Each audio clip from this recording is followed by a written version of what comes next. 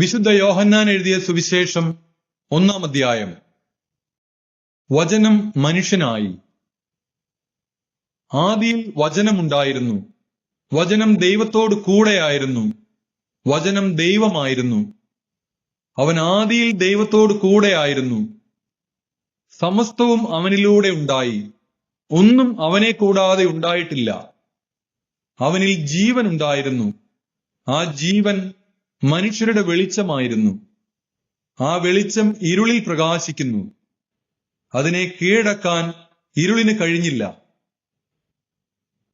ദൈവം അയച്ച ഒരു മനുഷ്യനുണ്ടായിരുന്നു. അവന്റെ പേര് യോഹന്നാൻ എന്നാണ്. അവൻ സാക്ഷ്യത്തിനായി വന്നു, വെളിച്ചത്തിന് സാക്ഷ്യം നൽകാൻ, അവൻ വഴി എല്ലാവരും വിശ്വസിക്കാൻ. അവൻ വെളിച്ചമായിരുന്നില്ല, വെളിച്ചത്തിന് സാക്ഷ്യം നൽകാൻ വന്നവനാണ്. എല്ലാ മനുഷ്യരെയും പ്രകാശിപ്പിക്കുന്ന യഥാർത്ഥ വെളിച്ചം ലോകത്തിലേക്ക് വരുന്നുണ്ടായിരുന്നു. അവൻ ലോകത്തിലായിരുന്നു. ലോകം അവനിലൂടെ സൃഷ്ടിക്കപ്പെട്ടു, എങ്കിലും ലോകം അവനെ അറിഞ്ഞില്ല.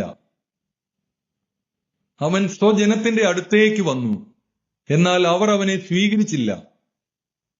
തന്നെ സ്വീകരിച്ചവർക്കെല്ലാം, തന്റെ നാമത്തിൽ വിശ്വസിക്കുന്നവർക്കെല്ലാം ദൈവമക്കളാകാൻ അവൻ കഴിവ് നൽകി.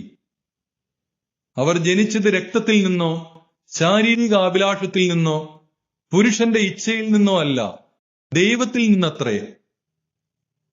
വചനം മാംസമായി നമ്മുടെ ഇടയിൽ വസിച്ചു. അവന്റെ മഹത്വം നമ്മൾ ദർശിച്ചു. കൃപയും സത്യവും നിറഞ്ഞതും പിതാവിന്റെ ഏകജാതന്റേതുമായ മഹത്വം. യോഹന്നാൻ അവന് സാക്ഷ്യം നൽകിക്കൊണ്ട് വിളിച്ചു പറഞ്ഞു, ഇവനെ പറ്റിയാണ് ഞാൻ പറഞ്ഞത്. എന്റെ പിന്നാലെ വരുന്നവൻ എന്നേക്കാൾ വലിയവനാണ്, കാരണം എനിക്ക് മുമ്പ് തന്നെ അവനുണ്ടായിരുന്നു. അവന്റെ പൂർണ്ണതയിൽ നിന്ന് നാം എല്ലാം കൃപയ്ക്കുമേൽ കൃപ സ്വീകരിച്ചിരിക്കുന്നു. എന്തുകൊണ്ടെന്നാൽ നിയമം മോശ വഴി നൽകപ്പെട്ടു, കൃപയും സത്യവുമാകട്ടെ യേശു ക്രിസ്തു വഴി ഉണ്ടായി.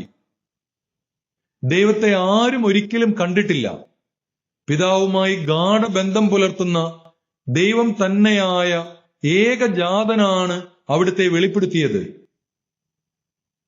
സ്നാപക യോഹന്നാന്റെ സാക്ഷ്യം. നീ ആരാണ് എന്ന് ചോദിക്കാൻ യഹൂദർ ജെറുസലേമിൽ നിന്ന് പുരോഹിതന്മാരെയും ലേവ്യരെയും അയച്ചപ്പോൾ യോഹന്നാന്റെ സാക്ഷ്യം ഇതായിരുന്നു, ഞാൻ ക്രിസ്തുവല്ല. അവൻ അസന്നിഗ്ധമായി പ്രഖ്യാപിച്ചു. അവർ ചോദിച്ചു, എങ്കിൽ പിന്നെ നീ ആരാണ്? ഏലിയായോ? അല്ല എന്ന് അവൻ പ്രതിവചിച്ചു. അവർ വീണ്ടും ചോദിച്ചു, എങ്കിൽ നീ പ്രവാചകനാണോ? അല്ല എന്ന് അവൻ മറുപടി നൽകി. അവർ വീണ്ടും ചോദിച്ചു, അങ്ങനെയെങ്കിൽ നീ ആരാണ്? ഞങ്ങളെ അയച്ചവർക്ക് ഞങ്ങൾ എന്ത് മറുപടി കൊടുക്കണം? നിന്നെക്കുറിച്ച് തന്നെ നീ എന്തു പറയുന്നു? അവൻ പറഞ്ഞു, യേശയ്യാ ദീർഘദർശി പ്രവചിച്ചതുപോലെ കർത്താവിന്റെ വഴികൾ നേരെയാക്കുവിനെന്ന് മരുഭൂമിയിൽ വിളിച്ചു പറയുന്നവന്റെ ശബ്ദമാണ് ഞാൻ. ഫരിസേയരാണ് അവരെ അയച്ചത്. അവർ അവനോട് ചോദിച്ചു, നീ ക്രിസ്തുവോ ഏലിയായോ പ്രവാചകനോ അല്ലെങ്കിൽ പിന്നെ സ്നാനം നൽകാൻ കാരണമെന്ത്? യോഹന്നാൻ പറഞ്ഞു, ഞാൻ ജലം കൊണ്ട് സ്നാനം നൽകുന്നു, എന്നാൽ നിങ്ങൾ അറിയാത്ത ഒരുവൻ നിങ്ങളുടെ മധ്യേ നിൽപ്പുണ്ട്. എന്റെ പിന്നാലെ വരുന്ന അവന്റെ ചെരുപ്പിന്റെ വാറഴിക്കാൻ പോലും ഞാൻ യോഗ്യനല്ല. യോഹന്നാൻ സ്നാനം നൽകിക്കൊണ്ടിരുന്ന ജോർദാന്റെ അക്കരെ ബഥാനിയായിലാണ് ഇത് സംഭവിച്ചത്. ദൈവത്തിന്റെ കുഞ്ഞാട്. അടുത്ത ദിവസം യേശു തന്റെ അടുത്തേക്ക് വരുന്നത് കണ്ട് അവൻ പറഞ്ഞു, ഇതാ ലോകത്തിന്റെ പാപം നീക്കുന്ന ദൈവത്തിന്റെ കുഞ്ഞാട്. എന്റെ പിന്നാലെ വരുന്നവൻ എന്നേക്കാൾ വലിയവനാണെന്ന് ഞാൻ പറഞ്ഞത് ഇവനെ പറ്റിയാണ്. കാരണം എനിക്ക് മുമ്പ് തന്നെ ഇവനുണ്ടായിരുന്നു, ഞാനും ഇവനെ അറിഞ്ഞിരുന്നില്ല. എന്നാൽ ഇവനെ ഇസ്രായേലിന് വെളിപ്പെടുത്താൻ വേണ്ടിയാണ് ഞാൻ വന്ന് ജലത്താൽ സ്നാനം നൽകുന്നത്. ആത്മാവ് പ്രാവിനെ പോലെ സ്വർഗത്തിൽ നിറങ്ങി വന്ന് അവന്റെ മേൽ ആവസിക്കുന്നത് താൻ കണ്ടു എന്ന് യോഹന്നാൻ സാക്ഷ്യപ്പെടുത്തി. ഞാൻ അവനെ അറിഞ്ഞിരുന്നില്ല, എന്നാൽ ജലം കൊണ്ട് സ്നാനം നൽകാൻ എന്നെ അയച്ചവൻ എന്നോട് പറഞ്ഞിരുന്നു, ആത്മാവ് ഇറങ്ങി വന്ന് ആരുടെ മേൽ ആവസിക്കുന്നത് നീ കാണുന്നുവോ അവനാണ് പരിശുദ്ധാത്മാവ് കൊണ്ട് സ്നാനം നൽകുന്നവൻ. ഞാനത് കാണുകയും ഇവൻ ദൈവപുത്രനാണെന്ന് സാക്ഷ്യപ്പെടുത്തുകയും ചെയ്തിരിക്കുന്നു. ആദ്യ ശിഷ്യന്മാർ. അടുത്ത ദിവസം യോഹന്നാൻ തന്റെ ശിഷ്യന്മാരിൽ 2 പേരോടുകൂടെ നിൽക്കുമ്പോൾ യേശു നടന്നു വരുന്നത് കണ്ടു പറഞ്ഞു, ഇതാ ദൈവത്തിന്റെ കുഞ്ഞാട്. അവൻ പറഞ്ഞത് കേട്ട് ആ 2 ശിഷ്യന്മാർ യേശുവിനെ അനുഗമിച്ചു. യേശു തിരിഞ്ഞ് അവർ തന്റെ പിന്നാലെ വരുന്നത് കണ്ട് ചോദിച്ചു, നിങ്ങൾ എന്തന്വേഷിക്കുന്നു? അവർ ചോദിച്ചു, റബ്ബി, ഗുരു എന്നാണ് ഇതിനർത്ഥം. അങ്ങ് എവിടെയാണ് വസിക്കുന്നത്? അവൻ പറഞ്ഞു, വന്നു കാണുക. അവർ ചെന്ന് അവൻ വസിക്കുന്നിടം കാണുകയും അന്ന് അവനോടുകൂടെ താമസിക്കുകയും ചെയ്തു. അപ്പോൾ ഏകദേശം 10-ാം മണിക്കൂറായിരുന്നു. യോഹന്നാൻ പറഞ്ഞത് കേട്ട് അവനെ അനുഗമിച്ച ആ 2 പേരിൽ ഒരുവൻ ശിമയോൻ പത്രോസിന്റെ സഹോദരൻ അന്ത്രയോസ് ആയിരുന്നു. അവൻ ആദ്യമേ തന്റെ സഹോദരനായ ശിമയോനെ കണ്ട് അവനോട്, ഞങ്ങൾ മിശിഹായെ, ക്രിസ്തുവിനെ കണ്ടു എന്ന് പറഞ്ഞു. അവനെ യേശുവിന്റെ അടുത്ത് കൊണ്ടുവന്നു. യേശു അവനെ നോക്കി പറഞ്ഞു, നീ യോഹന്നാന്റെ പുത്രനായ ശിമയോനാണ്. കേപ്പ, പാറ എന്ന് നീ വിളിക്കപ്പെടും. ഫിലിപ്പോസും നഥാനിയേലും. പിറ്റേ ദിവസം അവൻ ഗലീലയിലേക്ക് പോകാനൊരുങ്ങി. ഫിലിപ്പോസിനെ കണ്ടപ്പോൾ യേശു അവനോട് പറഞ്ഞു, എന്നെ അനുഗമിക്കുക. ഫിലിപ്പോസ് അന്ത്രയോസിന്റെയും പത്രോസിന്റെയും പട്ടണമായ ബേത്സയിദായിൽ നിന്നുള്ളവനായിരുന്നു. ഫിലിപ്പോസ് നഥാനിയേലിനെ കണ്ട് അവനോട് പറഞ്ഞു, മോശയുടെ നിയമത്തിലും പ്രവാചക ഗ്രന്ഥങ്ങളിലും ആരെപ്പറ്റി എഴുതിയിരിക്കുന്നുവോ അവനെ, ജോസഫിന്റെ മകൻ, നസ്രത്തിൽ നിന്നുള്ള യേശുവിനെ ഞങ്ങൾ കണ്ടു. നഥാനിയേൽ ചോദിച്ചു, നസ്രത്തിൽ നിന്ന് എന്തെങ്കിലും നന്മ ഉണ്ടാകുമോ? ഫിലിപ്പോസ് പറഞ്ഞു, വന്നു കാണുക. നഥാനിയേൽ തന്റെ അടുത്തേക്ക് വരുന്നത് കണ്ട് യേശു അവനെപ്പറ്റി പറഞ്ഞു, ഇതാ നിഷ്കപടനായ ഒരു യഥാർത്ഥ ഇസ്രായേൽക്കാരൻ. അപ്പോൾ നഥാനിയേൽ ചോദിച്ചു, നീ എന്നെ എങ്ങനെ അറിയുന്നു? യേശു മറുപടി പറഞ്ഞു, ഫിലിപ്പോസ് നിന്നെ വിളിക്കുന്നതിന് മുമ്പ് നീ അത്തിമരത്തിന്റെ ചുവട്ടിൽ ഇരിക്കുമ്പോൾ ഞാൻ നിന്നെ കണ്ടു. നഥാനിയേൽ പറഞ്ഞു, റബ്ബി, അങ്ങ് ദൈവപുത്രനാണ്, ഇസ്രായേലിന്റെ രാജാവാണ്. യേശു പറഞ്ഞു, അത്തിമരത്തിന്റെ ചുവട്ടിൽ നിന്നെ കണ്ടു എന്ന് ഞാൻ പറഞ്ഞതുകൊണ്ട് നീ എന്നിൽ വിശ്വസിക്കുന്നുവല്ലേ? എന്നാൽ ഇതിനേക്കാൾ വലിയ കാര്യങ്ങൾ നീ കാണും. അവൻ തുടർന്നു, സത്യം സത്യമായി ഞാൻ നിങ്ങളോട് പറയുന്നു, സ്വർഗം തുറക്കപ്പെടുന്നതും ദൈവദൂതന്മാർ കയറിപ്പോകുന്നതും മനുഷ്യപുത്രന്റെ മേൽ ഇറങ്ങി വരുന്നതും നിങ്ങൾ കാണും. വിശുദ്ധ യോഹന്നാൻ എഴുതിയ സുവിശേഷം 2-ാം അധ്യായം. കാനായിലെ വിവാഹ വിരുന്ന്. 3-ാം ദിവസം ഗലീലയിലെ കാനായിൽ ഒരു വിവാഹ വിരുന്ന് നടന്നു. യേശുവിന്റെ അമ്മ അവിടെ ഉണ്ടായിരുന്നു. യേശുവും ശിഷ്യന്മാരും വിരുന്നിന് ക്ഷണിക്കപ്പെട്ടിരുന്നു. അവിടെ വീഞ്ഞു തീർന്നു പോയപ്പോൾ യേശുവിന്റെ അമ്മ അവനോട് പറഞ്ഞു, അവർക്ക് വീഞ്ഞില്ല. യേശു അവളോട് പറഞ്ഞു, സ്ത്രീയെ, എനിക്കും നിനക്കുമെന്ത്? എന്റെ സമയം ഇനിയും ആയിട്ടില്ല.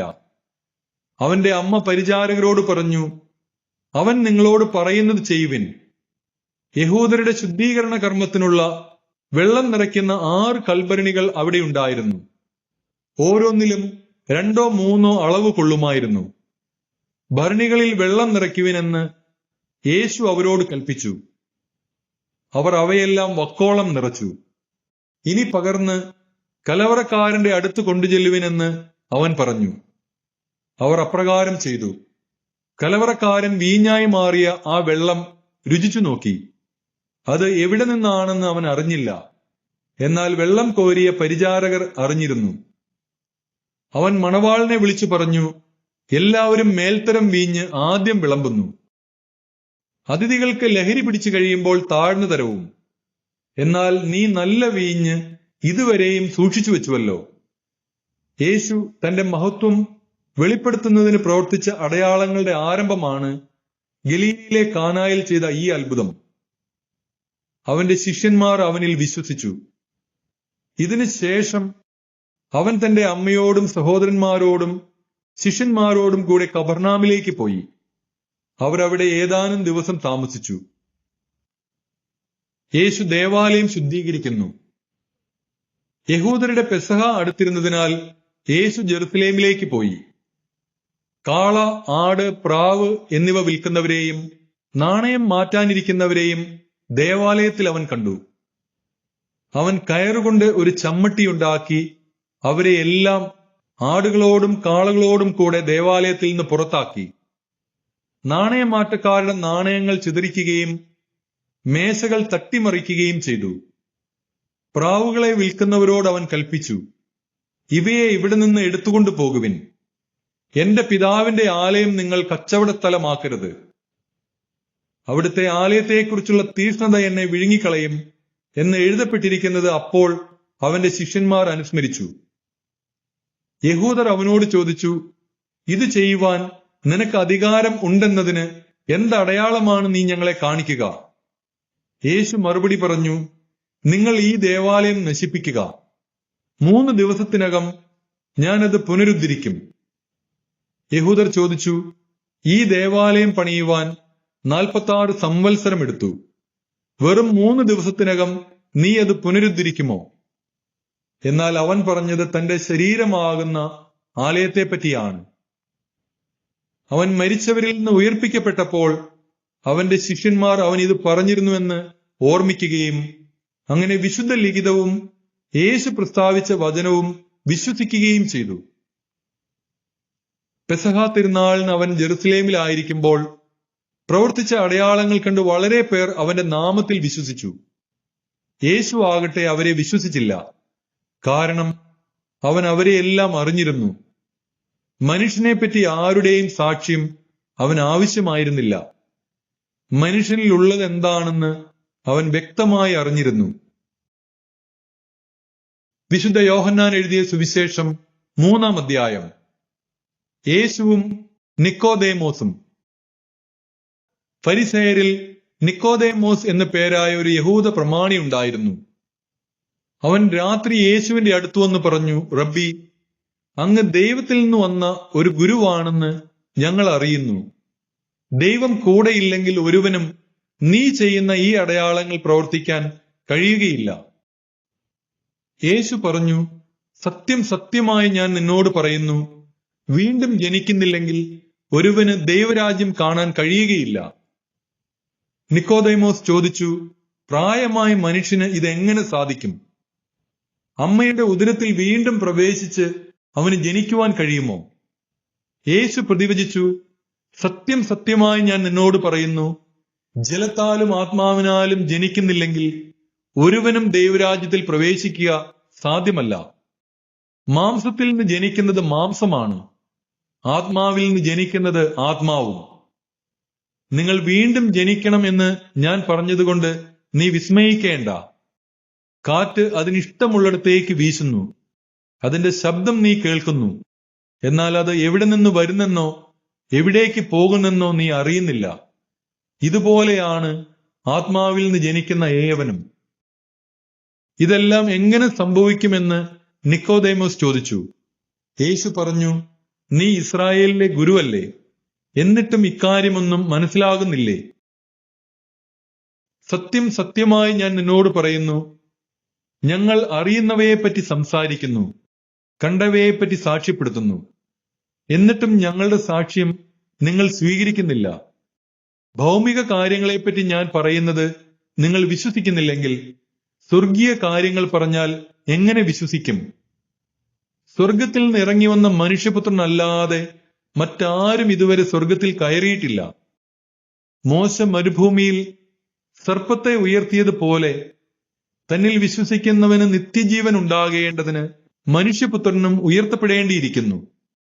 എന്തെന്നാൽ അവനിൽ വിശ്വസിക്കുന്ന ഏവനും നശിച്ചു പോകാതെ നിത്യജീവൻ പ്രാപിക്കുന്നതിനു വേണ്ടി തന്റെ ഏകജാതനെ നൽകാൻ തക്കവിധം ദൈവം ലോകത്തെ അത്രമാത്രം സ്നേഹിച്ചു.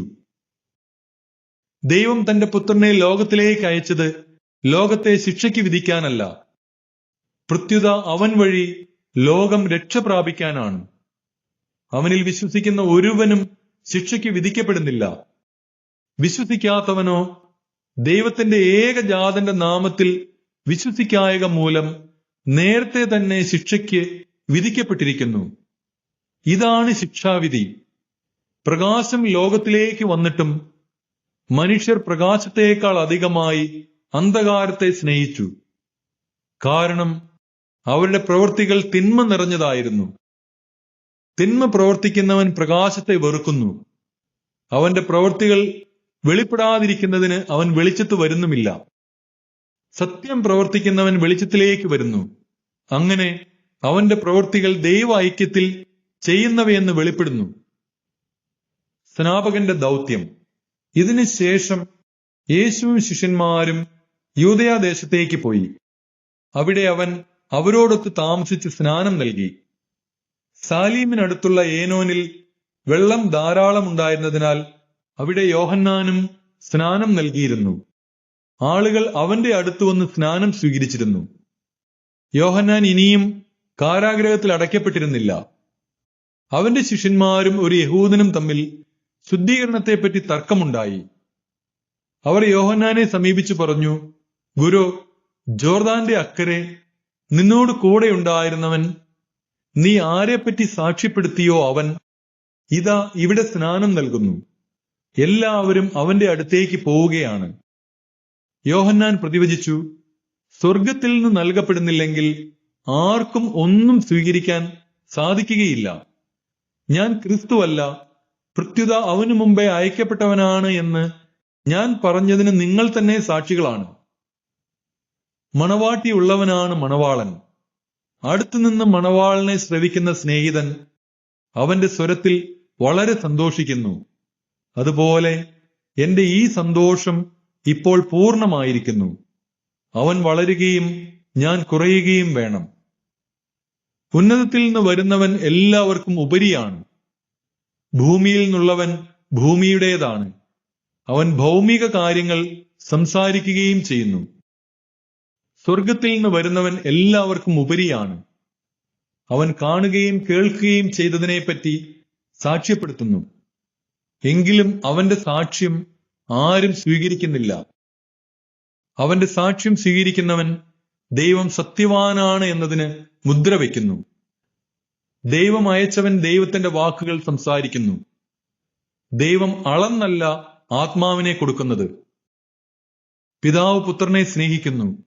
എല്ലാം അവന്റെ കൈകളിൽ ഏൽപ്പിക്കുകയും ചെയ്തിരിക്കുന്നു.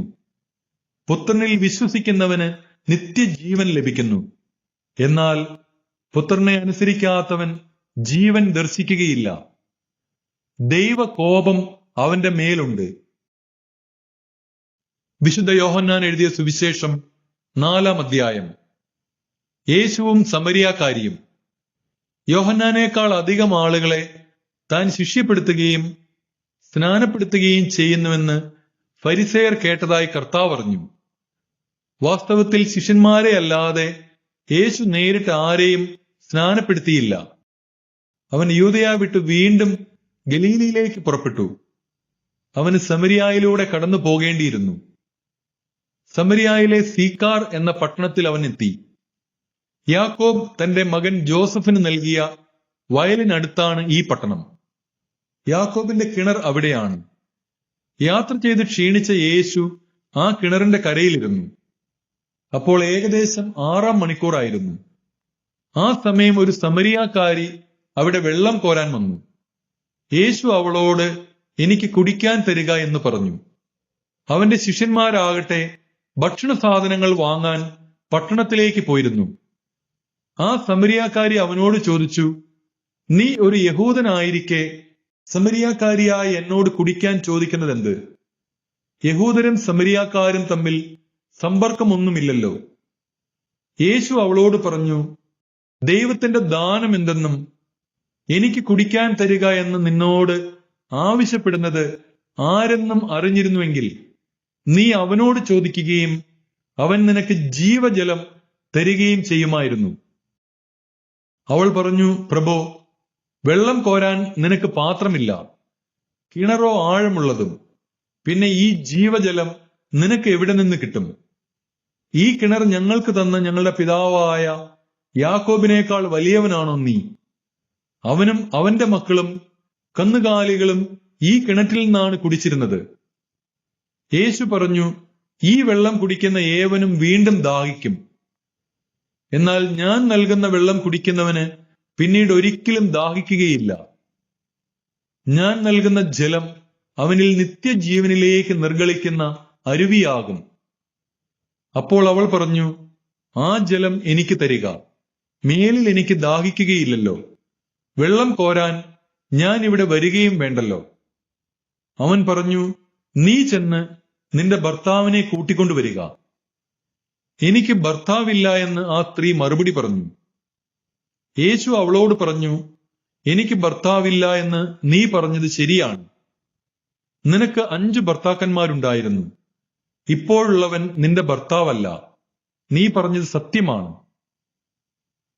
അവൾ പറഞ്ഞു, പ്രഭോ, അങ്ങ് ഒരു പ്രവാചകനാണെന്ന് ഞാൻ മനസ്സിലാക്കുന്നു.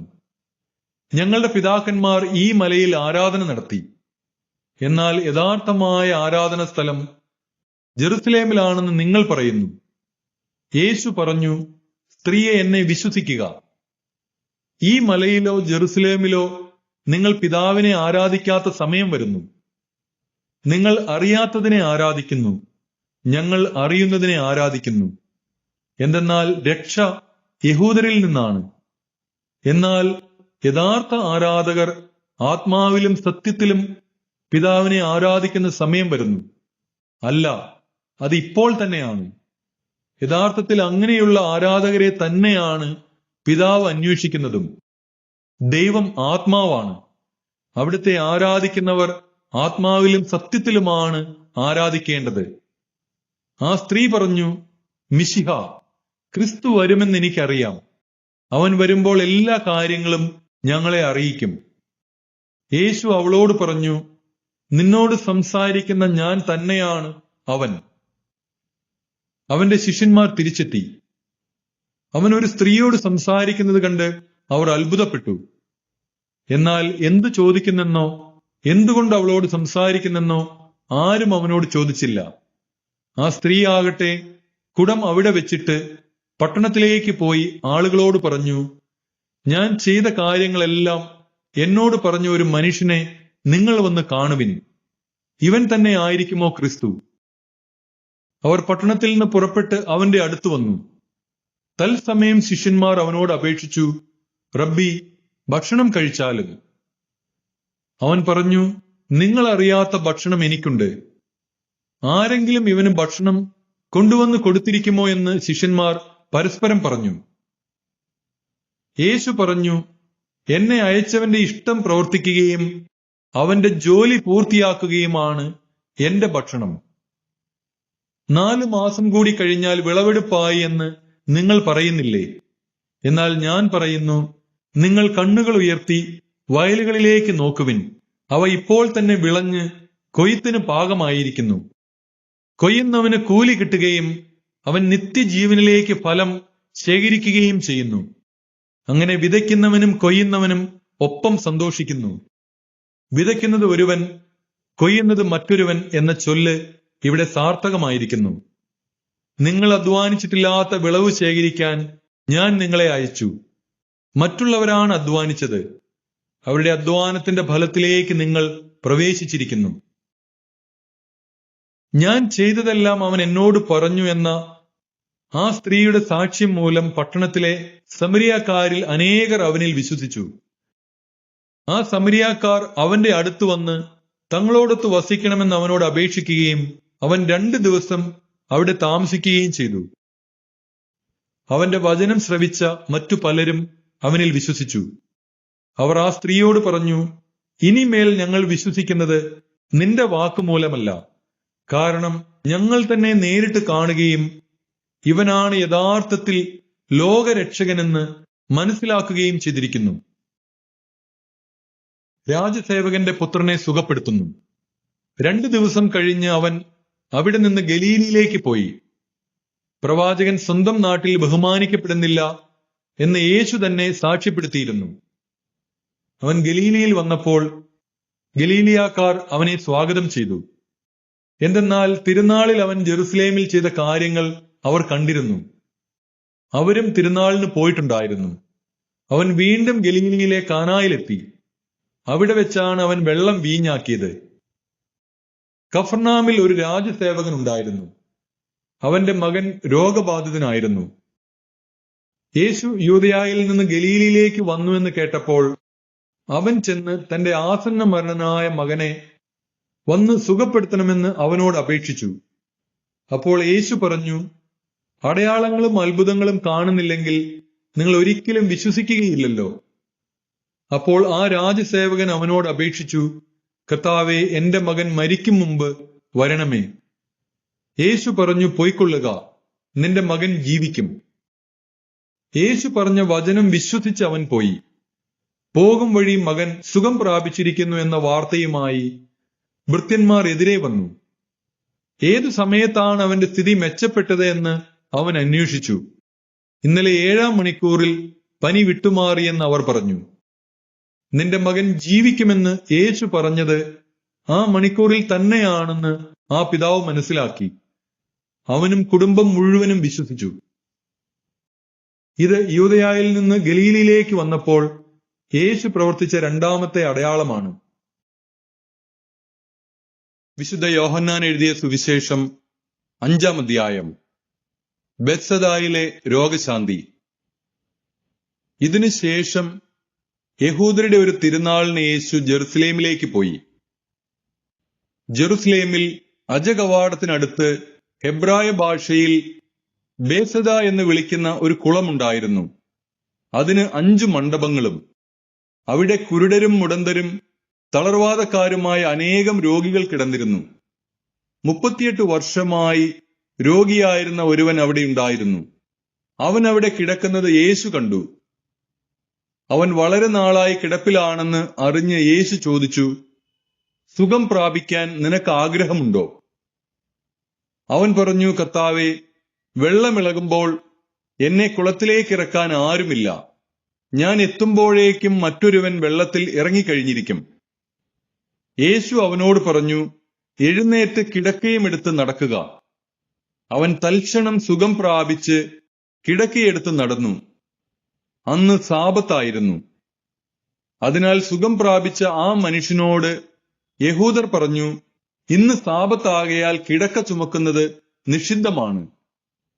അവൻ മറുപടി പറഞ്ഞു, എന്നെ സുഖപ്പെടുത്തിയവൻ നിന്റെ കിടക്കയെടുത്ത് നടക്കുക എന്ന് എന്നോട് പറഞ്ഞു.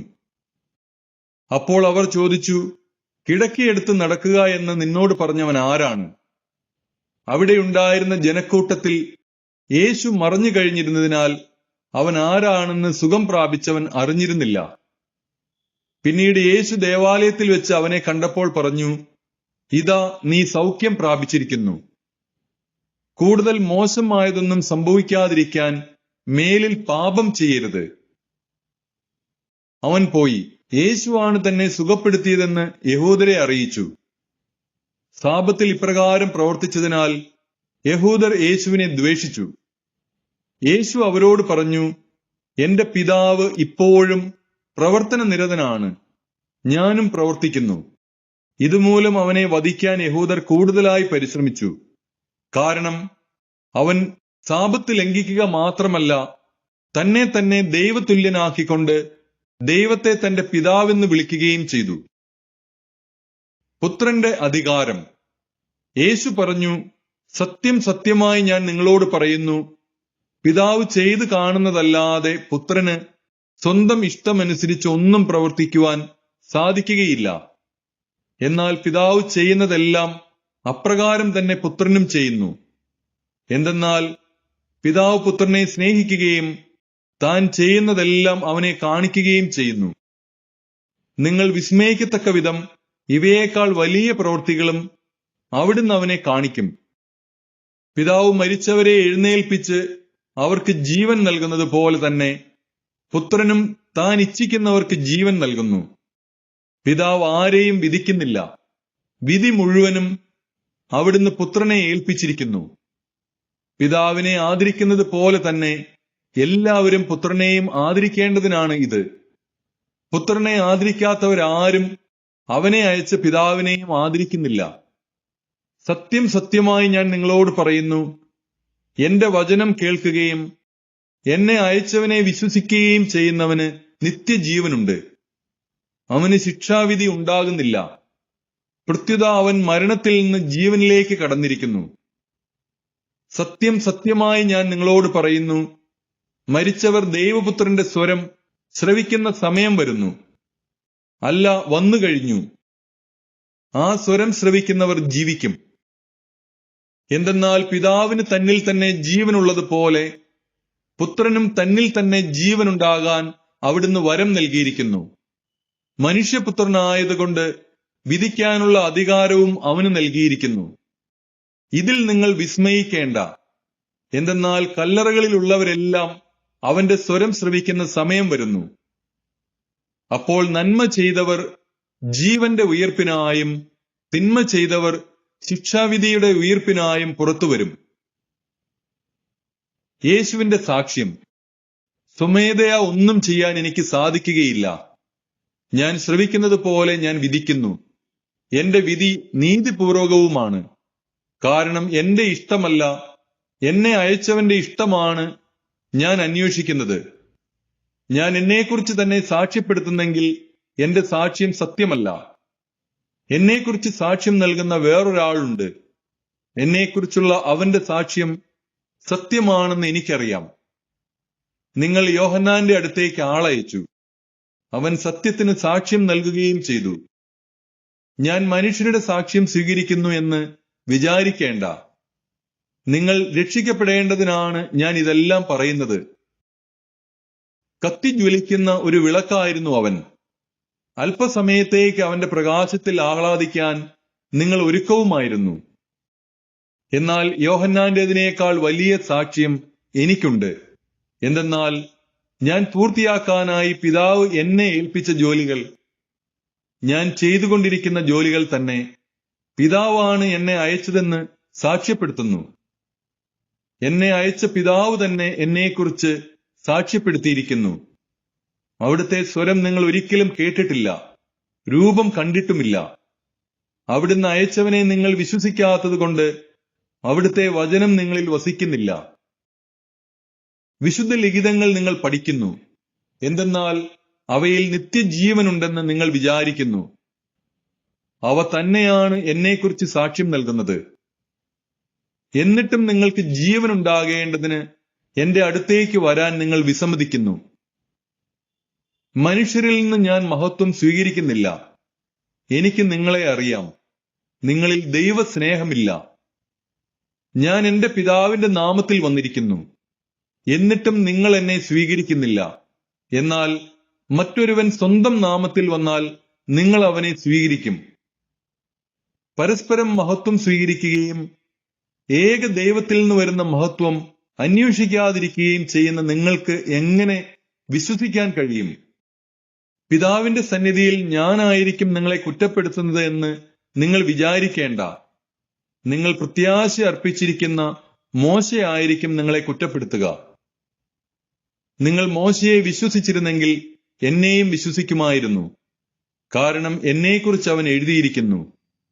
എന്നാൽ അവൻ എഴുതിയവ നിങ്ങൾ വിശ്വസിക്കുന്നില്ലെങ്കിൽ പിന്നെ എന്റെ വാക്കുകൾ എങ്ങനെ വിശ്വസിക്കും? വിശുദ്ധ യോഹന്നാൻ എഴുതിയ സുവിശേഷം 6-ാം അധ്യായം. അപ്പം വർദ്ധിപ്പിക്കുന്നു. യേശു തിബേരിയോസ് എന്നുകൂടി വിളിക്കപ്പെടുന്ന ഗലീലി കടലിന്റെ മറുകരയിലേക്ക് പോയി. വലിയ ഒരു ജനക്കൂട്ടം അവനെ അനുഗമിച്ചു. കാരണം രോഗികളിൽ അവൻ പ്രവർത്തിച്ച അടയാളങ്ങൾ അവർ കണ്ടിരുന്നു. യേശു മലയിലേക്ക് കയറി ശിഷ്യന്മാരോട് കൂടെ അവിടെയിരുന്നു. യഹൂദരുടെ പെസഹ തിരുനാൾ അടുത്തിരുന്നു.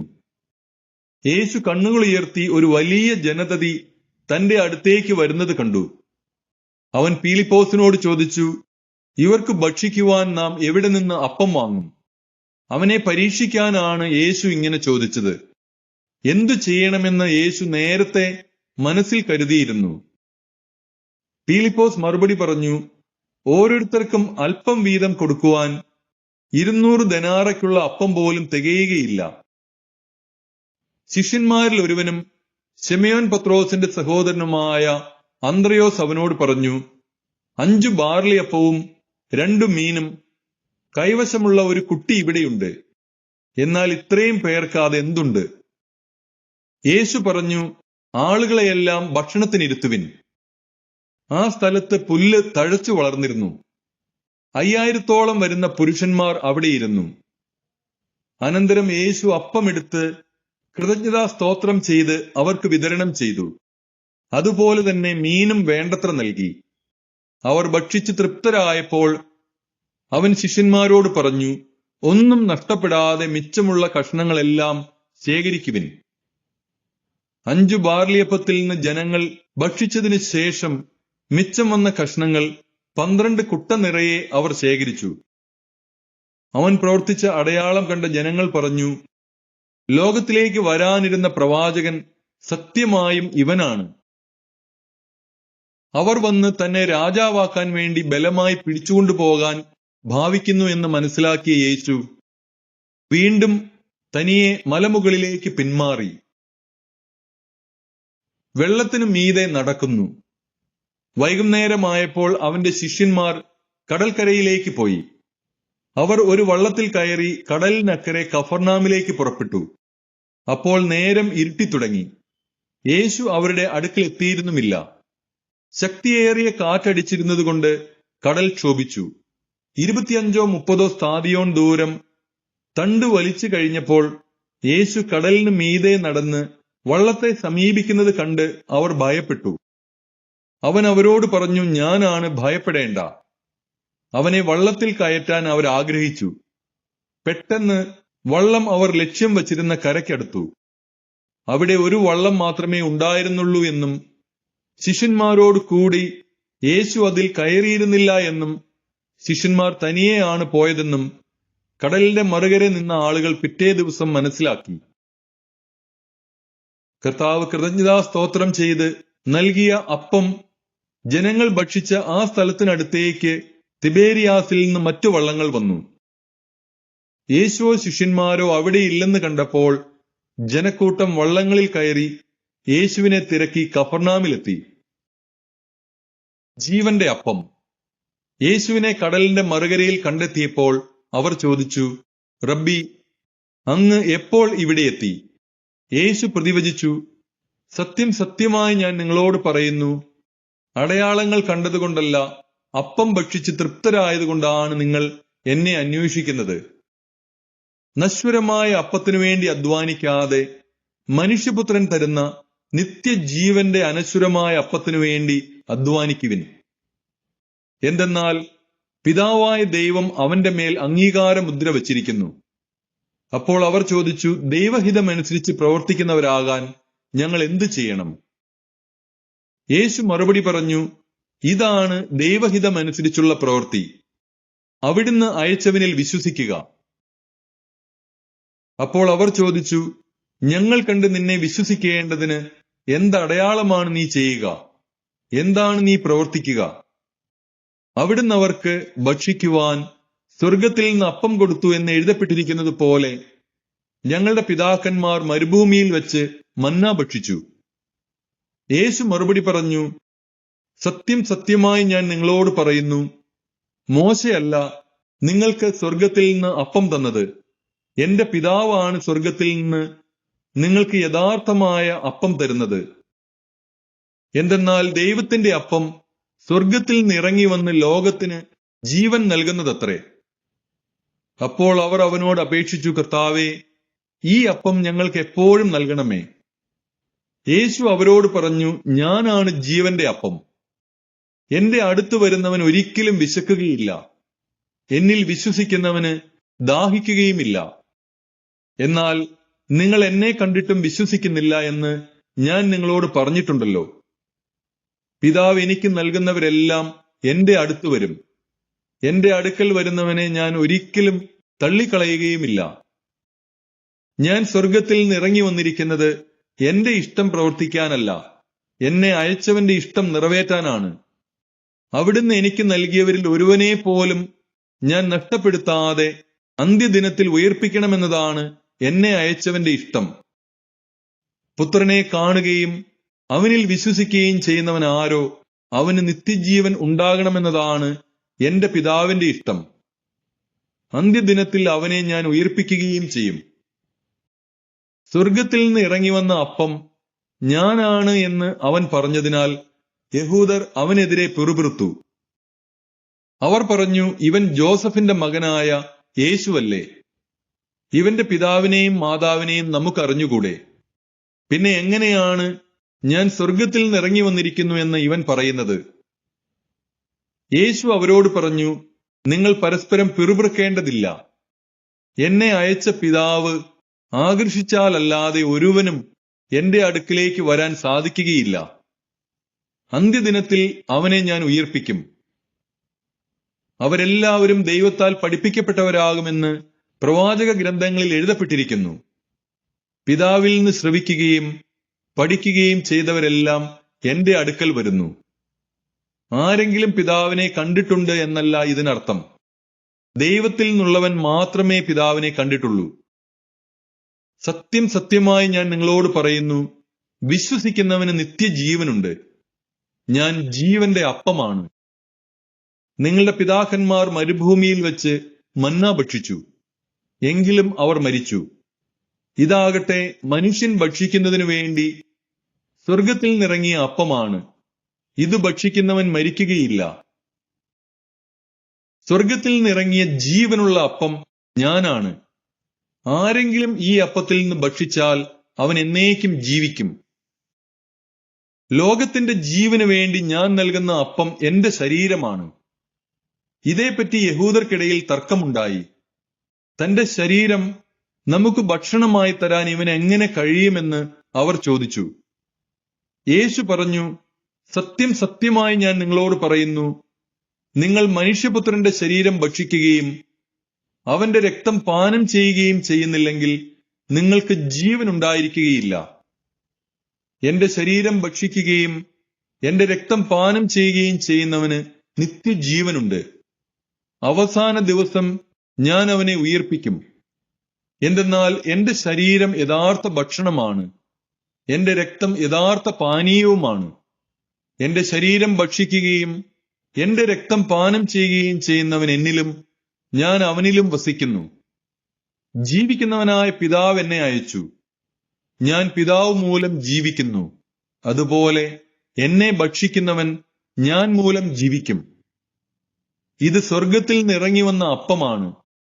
പിതാക്കന്മാർ മന്ന ഭക്ഷിച്ചു, എങ്കിലും മരിച്ചു. അതുപോലെയല്ല ഈ അപ്പം. ഇത് ഭക്ഷിക്കുന്നവൻ എന്നേക്കും ജീവിക്കും. കഫർനാമിലെ സിനഗോഗിൽ പഠിപ്പിച്ചുകൊണ്ടിരിക്കുമ്പോഴാണ് അവൻ ഇത് പറഞ്ഞത്. നിത്യജീവന്റെ വചസ്സുകൾ. ഇത് കേട്ട് അവന്റെ ശിഷ്യരിൽ പലരും പറഞ്ഞു, ഈ വചനം കഠിനമാണ്.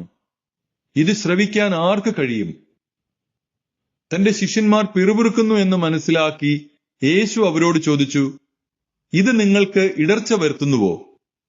അങ്ങനെയെങ്കിൽ മനുഷ്യപുത്രൻ ആദ്യമായിരുന്നിടത്തേക്ക് ആരോഹണം ചെയ്യുന്നത് നിങ്ങൾ കണ്ടാലോ? ആത്മാവാണ് ജീവൻ നൽകുന്നത്, ശരീരം ഒന്നിനും ഉപകരിക്കുന്നില്ല. നിങ്ങളോട് ഞാൻ പറഞ്ഞ വാക്കുകൾ ആത്മാവും ജീവനുമാണ്. എന്നാൽ വിശ്വസിക്കാത്തവരായി നിങ്ങളിൽ ചിലരുണ്ട്. അവർ ആരെന്നും തന്നെ ഒറ്റിക്കൊടുക്കാനിരിക്കുന്നവൻ ആരെന്നും ആദ്യം മുതലേ അവൻ അറിഞ്ഞിരുന്നു. അവൻ പറഞ്ഞു, ഇതുകൊണ്ടാണ് പിതാവിൽ നിന്ന് വരം ലഭിച്ചാലല്ലാതെ എന്റെ അടുക്കിലേക്ക് വരാൻ ആർക്കും സാധിക്കുകയില്ല എന്ന് ഞാൻ നിങ്ങളോട് പറഞ്ഞത്. ഇതിനുശേഷം അവന്റെ ശിഷ്യന്മാരിൽ വളരെ പേർ അവനെ വിട്ടുപോയി. അവർ പിന്നീട് ഒരിക്കലും അവന്റെ കൂടെ നടന്നില്ല. യേശു 12 പേരോടുമായി ചോദിച്ചു, നിങ്ങളും പോകാൻ ആഗ്രഹിക്കുന്നുവോ? ശിമയോൻ പത്രോസ് മറുപടി പറഞ്ഞു, കർത്താവേ, ഞങ്ങൾ ആരുടെ അടുത്തേക്ക് പോകും? നിത്യജീവന്റെ വചനങ്ങൾ നിന്റെ പക്കലുണ്ട്. നീയാണ് ദൈവത്തിന്റെ പരിശുദ്ധനെന്ന് ഞങ്ങൾ വിശ്വസിക്കുകയും അറിയുകയും ചെയ്തിരിക്കുന്നു. യേശു അവരോട് പറഞ്ഞു, നിങ്ങൾ 12 പേരെ ഞാൻ തിരഞ്ഞെടുത്തില്ലേ? എന്നാൽ നിങ്ങളിൽ ഒരുവൻ പിശാചാണ്. അവൻ ഇത് പറഞ്ഞത് ശിമയോൻ സ്കറിയോത്തായുടെ മകനായ യൂദാസിനെ കുറിച്ചാണ്. എന്തെന്നാൽ 12 പേരിൽ ഒരുവനായ അവനാണ് യേശുവിനെ ഒറ്റിക്കൊടുക്കാനിരുന്നത്. വിശുദ്ധ യോഹന്നാൻ എഴുതിയ സുവിശേഷം 7-ാം അധ്യായം. കൂടാര തിരുനാൾ. യേശു ഗലീലയിൽ ചുറ്റി സഞ്ചരിച്ചുകൊണ്ടിരുന്നു.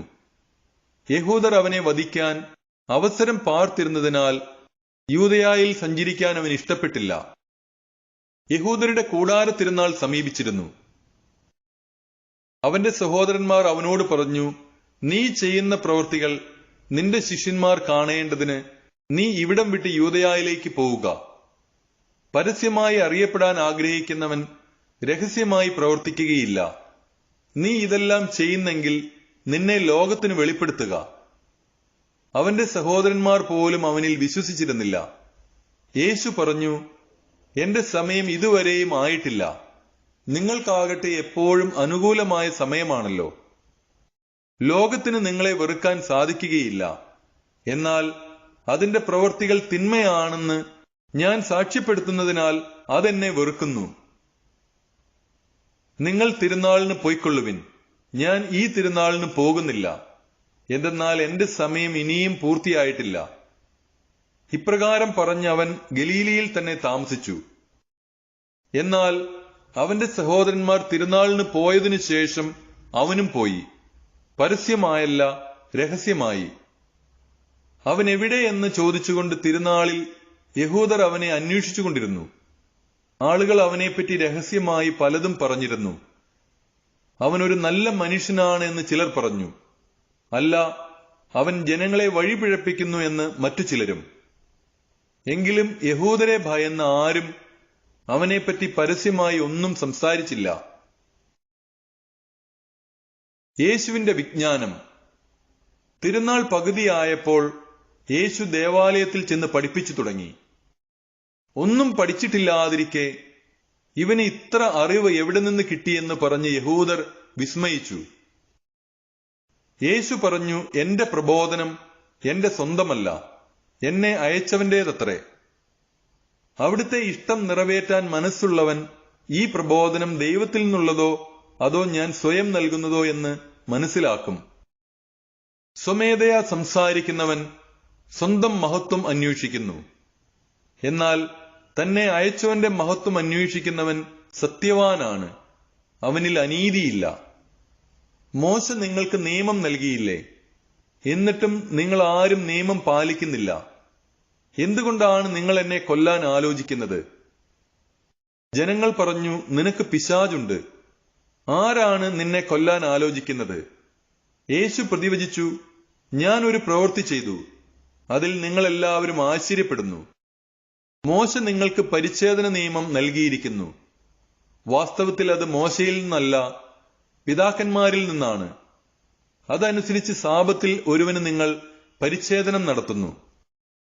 മോശയുടെ നിയമം ലംഘിക്കാതിരിക്കുന്നതിന് ഒരുവൻ സാബത്ത് ദിവസം പരിച്ഛേദനം സ്വീകരിക്കുന്നുവെങ്കിൽ, സാബത്ത് ദിവസം ഒരു മനുഷ്യനെ ഞാൻ പൂർണ്ണമായി സുഖമാക്കിയതിന് നിങ്ങൾ എന്നോട് കോപിക്കുന്നുവോ?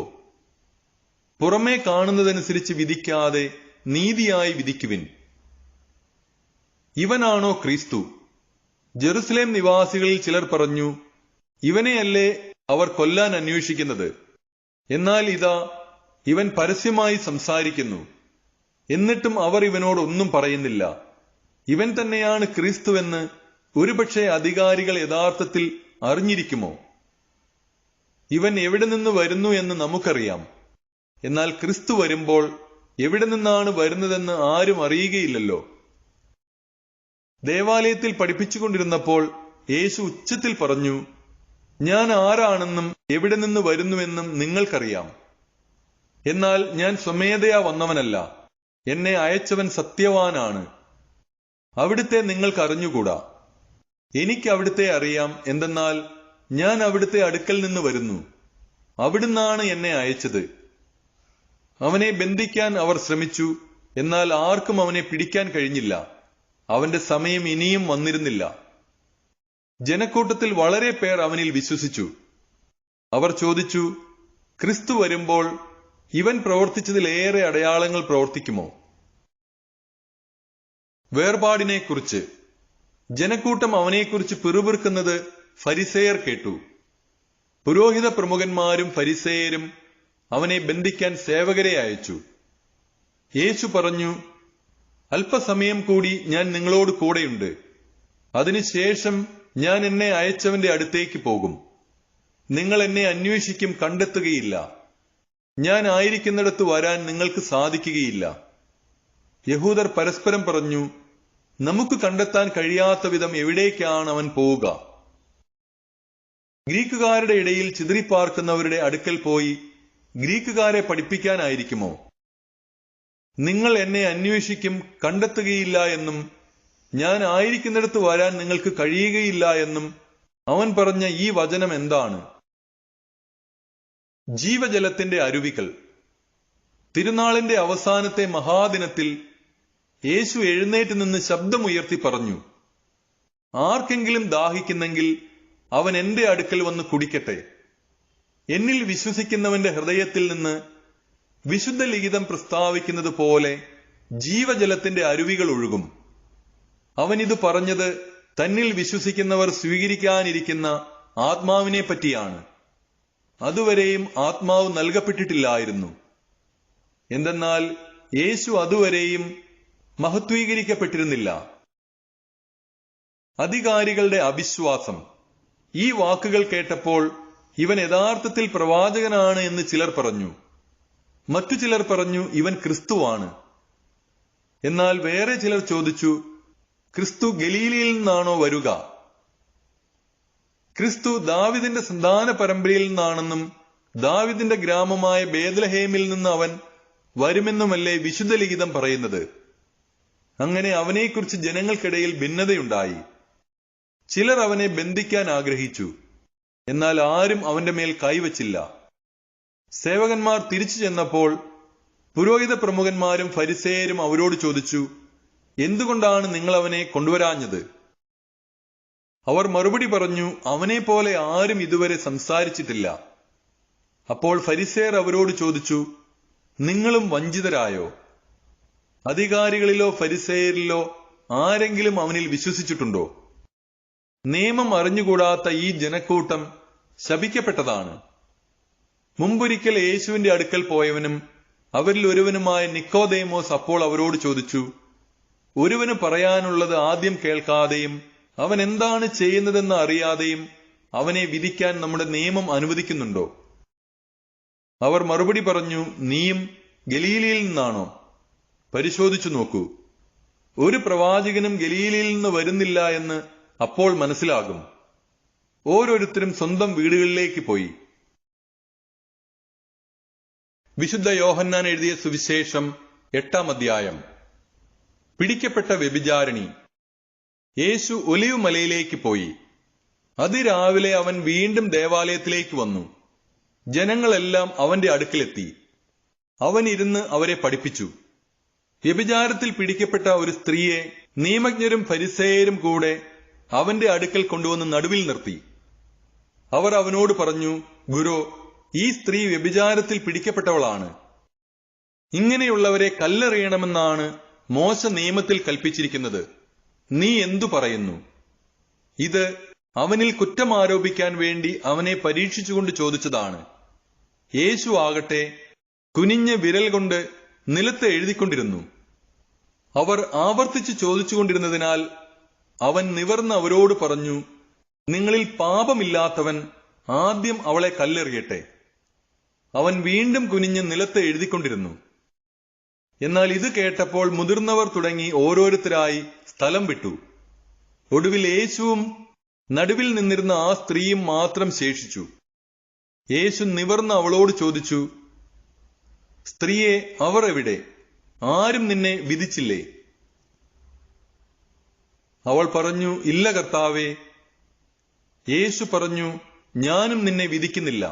പൊയ്ക്കൊള്ളുക, ഇനിമേൽ പാപം ചെയ്യരുത്. യേശു ലോകത്തിന്റെ പ്രകാശം. യേശു വീണ്ടും അവരോട് പറഞ്ഞു, ഞാൻ ലോകത്തിന്റെ പ്രകാശമാണ്. എന്നെ അനുഗമിക്കുന്നവൻ ഒരിക്കലും അന്ധകാരത്തിൽ നടക്കുകയില്ല. അവന് ജീവന്റെ പ്രകാശമുണ്ടായിരിക്കും.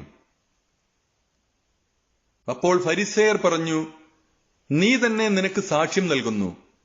നിന്റെ സാക്ഷ്യം സത്യമല്ല. യേശു പ്രതിവചിച്ചു, ഞാൻ തന്നെ എനിക്ക് സാക്ഷ്യം നൽകിയാലും എന്റെ സാക്ഷ്യം സത്യമാണ്. കാരണം ഞാൻ എവിടെ നിന്ന് വന്നുവെന്നും എവിടേക്ക് പോകുന്നുവെന്നും എനിക്കറിയാം. എന്നാൽ ഞാൻ എവിടെ നിന്ന് വരുന്നുവെന്നോ എവിടേക്ക് പോകുന്നുവെന്നോ നിങ്ങൾ അറിയുന്നില്ല. നിങ്ങളുടെ വിധി മാനുഷികമാണ്. ഞാൻ ആരെയും വിധിക്കുന്നില്ല. ഞാൻ വിധിക്കുന്നെങ്കിൽ തന്നെ എന്റെ വിധി സത്യമാണ്. കാരണം ഞാൻ തനിച്ചല്ല, എന്നെ അയച്ച പിതാവും എന്നോട് കൂടെയുണ്ട്. രണ്ടുപേരുടെ സാക്ഷ്യം സത്യമാണെന്ന് നിങ്ങളുടെ നിയമത്തിൽ തന്നെ എഴുതിയിട്ടുണ്ടല്ലോ. എന്നെക്കുറിച്ച് ഞാൻ തന്നെ സാക്ഷ്യം നൽകുന്നു. എന്നെ അയച്ച പിതാവും എന്നെക്കുറിച്ച് സാക്ഷ്യം നൽകുന്നു. അപ്പോൾ അവർ ചോദിച്ചു, നിന്റെ പിതാവ് എവിടെയാണ്? യേശു പറഞ്ഞു, നിങ്ങൾ എന്നെ ആകട്ടെ എന്റെ പിതാവിനെ ആകട്ടെ അറിയുന്നില്ല. എന്നെ അറിഞ്ഞിരുന്നുവെങ്കിൽ എന്റെ പിതാവിനെയും അറിയുമായിരുന്നു. ദേവാലയത്തിൽ ഭണ്ഡാര സ്ഥലത്ത് പഠിപ്പിച്ചുകൊണ്ടിരുന്നപ്പോഴാണ് അവൻ ഇതെല്ലാം പറഞ്ഞത്. എന്നാൽ ആരും അവനെ പിടിച്ചില്ല, കാരണം അവന്റെ സമയം ഇനിയും വന്നു ചേർന്നിട്ടില്ലായിരുന്നു. യഹൂദർക്ക് മുന്നറിയിപ്പ്. യേശു വീണ്ടും അവരോട് പറഞ്ഞു, ഞാൻ പോകുന്നു, നിങ്ങൾ എന്നെ അന്വേഷിക്കും, എന്നാൽ നിങ്ങളുടെ പാപത്തിൽ നിങ്ങൾ മരിക്കും. ഞാൻ പോകുന്നിടത്തേക്ക് വരാൻ നിങ്ങൾക്ക് കഴിയുകയില്ല. അപ്പോൾ യഹൂദർ പറഞ്ഞു, ഞാൻ പോകുന്നിടത്തേക്ക് വരാൻ നിങ്ങൾക്ക് കഴിയുകയില്ല എന്ന് അവൻ പറയുന്നല്ലോ. അവൻ ആത്മഹത്യ ചെയ്തേക്കുമോ? അവൻ പറഞ്ഞു, നിങ്ങൾ താഴെ നിന്നുള്ളവരാണ്, ഞാൻ മുകളിൽ നിന്നുള്ളവനും. നിങ്ങൾ ഈ ലോകത്തിന്റേതാണ്, ഞാൻ ഈ ലോകത്തിന്റേതല്ല. നിങ്ങൾ നിങ്ങളുടെ പാപങ്ങളിൽ മരിക്കുമെന്ന് ഞാൻ നിങ്ങളോട് പറഞ്ഞു. എന്തെന്നാൽ ഞാൻ തന്നെ എന്ന് വിശ്വസിക്കുന്നില്ലെങ്കിൽ നിങ്ങൾ നിങ്ങളുടെ പാപങ്ങളിൽ മരിക്കും. അപ്പോൾ അവർ ചോദിച്ചു, നീ ആരാണ്? യേശു പറഞ്ഞു, ആരംഭം മുതലേ ഞാൻ നിങ്ങളോട് പറഞ്ഞിരുന്നത് തന്നെ. എനിക്ക് നിങ്ങളെക്കുറിച്ച് പലതും പറയാനും വിധിക്കാനുമുണ്ട്. എന്നെ അയച്ചവൻ സത്യവാനാണ്.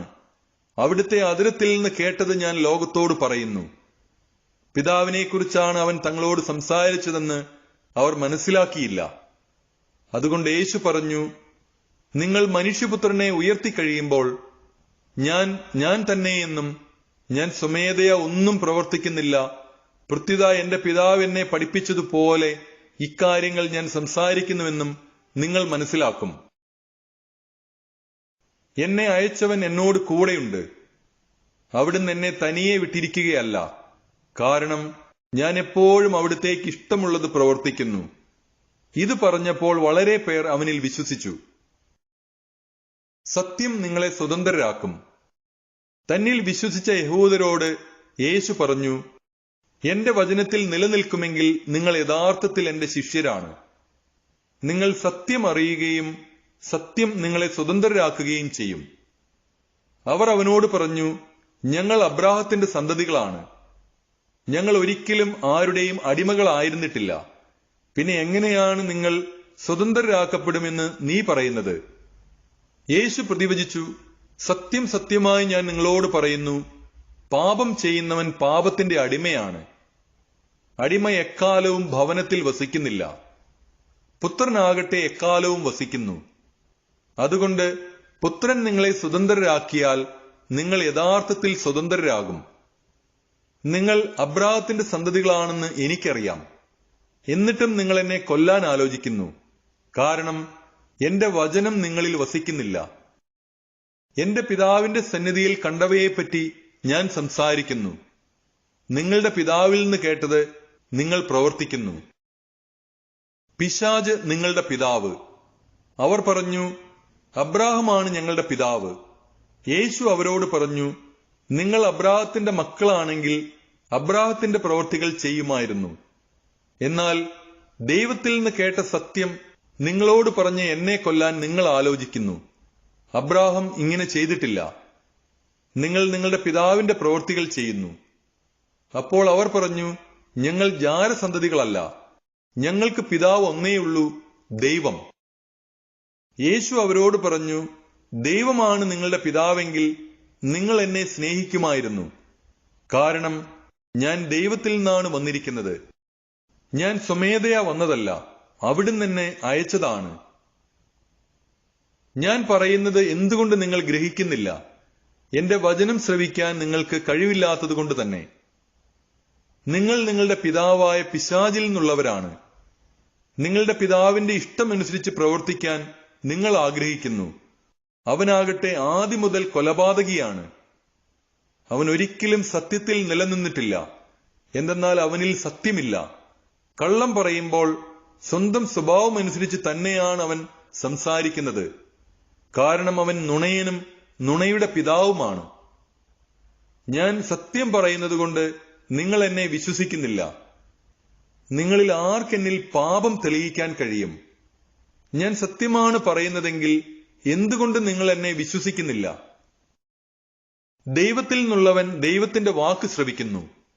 നിങ്ങൾ ദൈവത്തിൽ നിന്നുള്ളവരല്ല, അതുകൊണ്ട് നിങ്ങൾ അവ ശ്രവിക്കുന്നില്ല. അബ്രാഹത്തിനു മുമ്പേ ഞാനുണ്ട്. യഹൂദർ പറഞ്ഞു, നീ ഒരു സമരിയാക്കാരനാണെന്നും നിന്നിൽ പിശാചുണ്ടെന്നും ഞങ്ങൾ പറയുന്നത് ശരിയല്ലേ? യേശു പറഞ്ഞു, എനിക്ക് പിശാചില്ല. ഞാൻ എന്റെ പിതാവിനെ ബഹുമാനിക്കുന്നു. നിങ്ങളാകട്ടെ എന്നെ അപമാനിക്കുന്നു. ഞാൻ എന്റെ മഹത്വം അന്വേഷിക്കുന്നില്ല. അത് അന്വേഷിക്കുന്നവനും വിധികർത്താവുമായ ഒരുവനുണ്ട്. സത്യം സത്യമായി ഞാൻ നിങ്ങളോട് പറയുന്നു, ആരെങ്കിലും എന്റെ വചനം പാലിച്ചാൽ അവൻ ഒരിക്കലും മരിക്കുകയില്ല. യഹൂദർ പറഞ്ഞു, നിനക്ക് പിശാചുണ്ടെന്ന് ഇപ്പോൾ ഞങ്ങൾക്ക് വ്യക്തമായിരിക്കുന്നു. അബ്രാഹാം മരിച്ചു, പ്രവാചകന്മാരും മരിച്ചു. എന്നിട്ടും എന്റെ വചനം പാലിക്കുന്ന ഒരുവനും ഒരിക്കലും മരിക്കുകയില്ല എന്ന് നീ പറയുന്നു.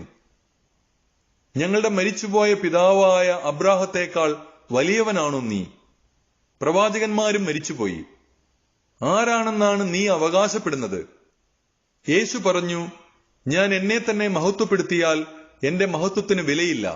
എന്നാൽ നിങ്ങളുടെ ദൈവമെന്ന് നിങ്ങൾ വിളിക്കുന്ന എന്റെ പിതാവാണ് എന്നെ മഹത്വപ്പെടുത്തുന്നത്. എന്നാൽ നിങ്ങൾ അവിടുത്തെ അറിഞ്ഞിട്ടില്ല, ഞാനോ അവിടുത്തെ അറിയുന്നു. ഞാൻ അവിടുത്തെ അറിയുന്നില്ല എന്ന് പറയുന്നെങ്കിൽ ഞാനും നിങ്ങളെപ്പോലെ നുണയനാകും. എന്നാൽ ഞാൻ അവിടുത്തെ അറിയുകയും അവിടുത്തെ വചനം പാലിക്കുകയും ചെയ്യുന്നു. എന്റെ ദിവസം കാണാമെന്ന പ്രതീക്ഷയിൽ നിങ്ങളുടെ പിതാവായ അബ്രാഹാം ആനന്ദിച്ചു. അവനത് കാണുകയും സന്തോഷിക്കുകയും ചെയ്തു. അപ്പോൾ യഹൂദർ പറഞ്ഞു, നിനക്ക് ഇനിയും 50 വയസ്സായിട്ടില്ല, എന്നിട്ടും നീ അബ്രാഹത്തെ കണ്ടുവെന്നോ? യേശു പറഞ്ഞു, സത്യം സത്യമായി ഞാൻ നിങ്ങളോട് പറയുന്നു, അബ്രാഹാം ഉണ്ടാകുന്നതിന് മുമ്പ് ഞാനുണ്ട്. അപ്പോൾ അവർ അവനെ എറിയാൻ കല്ലുകൾ എടുത്തു. എന്നാൽ യേശു അവരിൽ നിന്ന് മറഞ്ഞ് ദേവാലയത്തിൽ നിന്ന് പുറത്തുപോയി. വിശുദ്ധ യോഹന്നാൻ എഴുതിയ സുവിശേഷം 9-ാം അധ്യായം. അന്ധനെ സുഖപ്പെടുത്തുന്നു. അവൻ കടന്നു പോകുമ്പോൾ ജന്മന അന്ധനായ ഒരുവനെ കണ്ടു. ശിഷ്യന്മാർ യേശുവിനോട് ചോദിച്ചു, റബ്ബി, ഇവൻ അന്ധനായി ജനിച്ചത് ആരുടെ പാപം നിമിത്തമാണ്? ഇവന്റെയോ ഇവന്റെ മാതാപിതാക്കന്മാരുടെയോ? യേശു മറുപടി പറഞ്ഞു, ഇവന്റെയോ ഇവന്റെ മാതാപിതാക്കന്മാരുടെയോ പാപം നിമിത്തമല്ല, പ്രത്യുത ദൈവത്തിന്റെ പ്രവൃത്തികൾ ഇവനിൽ പ്രകടമാകേണ്ടതിനാണ്. എന്നെ അയച്ചവന്റെ പ്രവൃത്തികൾ പകലായിരിക്കുവോളം നാം ചെയ്യേണ്ടിയിരിക്കുന്നു. ആർക്കും ജോലി ചെയ്യാൻ കഴിയാത്ത രാത്രി വരുന്നു. ലോകത്തിലായിരിക്കുമ്പോൾ ഞാൻ ലോകത്തിന്റെ പ്രകാശമാണ്. ഇത് പറഞ്ഞിട്ട് അവൻ നിലത്ത് തുപ്പി, തുപ്പൽ കൊണ്ട് ചെളിയുണ്ടാക്കി അവന്റെ കണ്ണുകളിൽ പൂശിയിട്ട് അവനോട് പറഞ്ഞു, നീ പോയി സീലോഹ, അയക്കപ്പെട്ടവൻ എന്നർത്ഥം, കുളത്തിൽ കഴുകുക. അവൻ പോയി കഴുകി കാഴ്ചയുള്ളവനായി തിരിച്ചു വന്നു.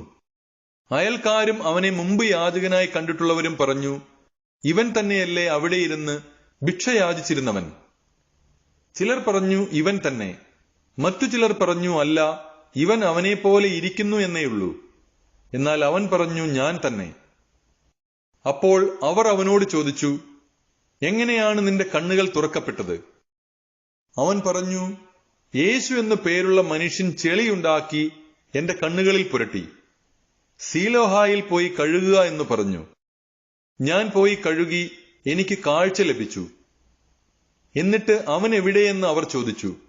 എനിക്ക് അറിഞ്ഞുകൂടാ എന്ന് അവൻ മറുപടി പറഞ്ഞു. മുമ്പ് അന്ധനായിരുന്ന അവനെ അവർ ഫരിസേയരുടെ അടുത്ത് കൊണ്ടുചെന്നു. യേശു ചെളിയുണ്ടാക്കി അവന്റെ കണ്ണുകൾ തുറന്നത് ഒരു സാബത്ത് ദിവസമാണ്. വീണ്ടും ഫരിസേയർ അവനോട് എങ്ങനെ അവന് കാഴ്ച ലഭിച്ചു എന്ന് ചോദിച്ചു.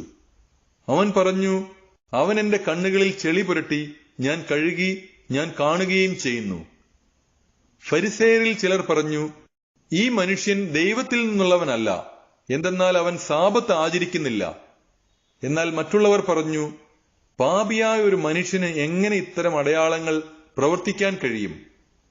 അങ്ങനെ അവരുടെ ഇടയിൽ ഭിന്നതയുണ്ടായി. അപ്പോൾ ആ അന്ധനോട് വീണ്ടും അവർ ചോദിച്ചു, അവൻ നിന്റെ കണ്ണുകൾ തുറന്നല്ലോ, അവനെപ്പറ്റി നീ എന്തു പറയുന്നു? അവൻ പറഞ്ഞു, അവനൊരു പ്രവാചകനാണ്. അവൻ അന്ധനായിരുന്നെന്നും കാഴ്ച പ്രാപിച്ചെന്നും കാഴ്ച ലഭിച്ചവന്റെ മാതാപിതാക്കന്മാരെ വിളിച്ചു ചോദിക്കുവോളം യഹൂദർ വിശ്വസിച്ചില്ല. അവർ ചോദിച്ചു, അന്ധനായി ജനിച്ചു എന്ന് നിങ്ങൾ പറയുന്ന നിങ്ങളുടെ മകൻ ഇവനാണോ? ആണെങ്കിൽ എങ്ങനെയാണ് അവനിപ്പോൾ കാണുന്നത്? അവന്റെ മാതാപിതാക്കന്മാർ പറഞ്ഞു, അവൻ ഞങ്ങളുടെ മകനാണെന്നും അവൻ അന്ധനായി ജനിച്ചു എന്നും ഞങ്ങൾക്കറിയാം. എന്നാൽ ഇപ്പോൾ അവൻ എങ്ങനെ കാണുന്നു എന്നും അവന്റെ കണ്ണുകൾ ആര് തുറന്നുവെന്നും ഞങ്ങൾക്കറിഞ്ഞുകൂടാ. അത് അവനോട് തന്നെ ചോദിക്കുവിൻ. അവന് പ്രായമായല്ലോ, തന്നെക്കുറിച്ച് അവൻ തന്നെ പറയും. അവന്റെ മാതാപിതാക്കന്മാർ ഇങ്ങനെ പറഞ്ഞത് യഹൂദരെ ഭയന്നിട്ടാണ്. കാരണം യേശുവിനെ ക്രിസ്തു എന്ന് ആരെങ്കിലും പരസ്യമായി ഏറ്റുപറഞ്ഞാൽ അവനെ സിനഗോഗിൽ നിന്ന് പുറത്താക്കണമെന്ന് യഹൂദർ തീരുമാനിച്ചിരുന്നു. അതുകൊണ്ടാണ് അവന്റെ മാതാപിതാക്കന്മാർ അവന് പ്രായമായല്ലോ, അവനോട് തന്നെ ചോദിക്കുവിനെന്ന് പറഞ്ഞത്. അന്ധനായിരുന്ന അവനെ യഹൂദർ വീണ്ടും വിളിച്ച് അവനോട് പറഞ്ഞു, ദൈവത്തെ മഹത്വപ്പെടുത്തുക. ആ മനുഷ്യൻ പാപിയാണെന്ന് ഞങ്ങൾക്കറിയാം. അവൻ പറഞ്ഞു, അവൻ പാപിയാണോ എന്ന് എനിക്കറിഞ്ഞുകൂടാ. എന്നാൽ ഒരു കാര്യം എനിക്കറിയാം, ഞാൻ അന്ധനായിരുന്നു, ഇപ്പോൾ ഞാൻ കാണുന്നു. അവർ ചോദിച്ചു, അവൻ നിനക്ക് വേണ്ടി എന്തു ചെയ്തു? എങ്ങനെയാണ് അവൻ നിന്റെ കണ്ണുകൾ തുറന്നത്? അവൻ മറുപടി പറഞ്ഞു, നിങ്ങളോട് ഞാൻ പറഞ്ഞു കഴിഞ്ഞുവല്ലോ, അപ്പോൾ നിങ്ങൾ കേട്ടില്ല. എന്തുകൊണ്ടാണ് വീണ്ടും കേൾക്കാൻ നിങ്ങൾ ആഗ്രഹിക്കുന്നത്? നിങ്ങളും അവന്റെ ശിഷ്യരാകുവാൻ ഇച്ഛിക്കുന്നുവോ? അവനെ ശകാരിച്ചുകൊണ്ട് അവർ പറഞ്ഞു, നീയാണ് അവന്റെ ശിഷ്യൻ, ഞങ്ങൾ മോശയുടെ ശിഷ്യന്മാരാണ്. ദൈവം മോശയോട് സംസാരിച്ചുവെന്ന് ഞങ്ങൾക്കറിയാം. എന്നാൽ ഈ മനുഷ്യൻ എവിടെ നിന്നാണെന്ന് ഞങ്ങൾക്കറിഞ്ഞുകൂടാ. അവൻ മറുപടി പറഞ്ഞു, ഇത് വിചിത്രമായിരിക്കുന്നു. അവൻ എവിടെ നിന്നാണെന്ന് നിങ്ങൾ അറിയുന്നില്ല. എന്നാൽ അവൻ എന്റെ കണ്ണുകൾ തുറന്നു. ദൈവം പാപികളുടെ പ്രാർത്ഥന കേൾക്കുകയില്ലെന്ന് നമുക്കറിയാം. എന്നാൽ ദൈവത്തെ ആരാധിക്കുകയും അവന്റെ ഇഷ്ടം പ്രവർത്തിക്കുകയും ചെയ്യുന്നവന്റെ പ്രാർത്ഥന ദൈവം ശ്രവിക്കുന്നു. അന്ധനായി പിറന്ന ഒരു മനുഷ്യന്റെ കണ്ണ് ആരും തുറന്നതായി ലോകാരംഭം മുതൽ ഇന്നോളം കേട്ടിട്ടില്ല. ഈ മനുഷ്യൻ ദൈവത്തിൽ നിന്നുള്ളവനല്ലെങ്കിൽ ഒന്നും ചെയ്യാൻ അവന് കഴിയുമായിരുന്നില്ല. അപ്പോൾ അവർ പറഞ്ഞു, തികച്ചും പാപത്തിൽ പിറന്ന നീ ഞങ്ങളെ പഠിപ്പിക്കുന്നുവോ? അവർ അവനെ പുറത്താക്കി. ആത്മീയ അന്ധത. അവർ അവനെ പുറത്താക്കിയെന്ന് യേശു കേട്ടു.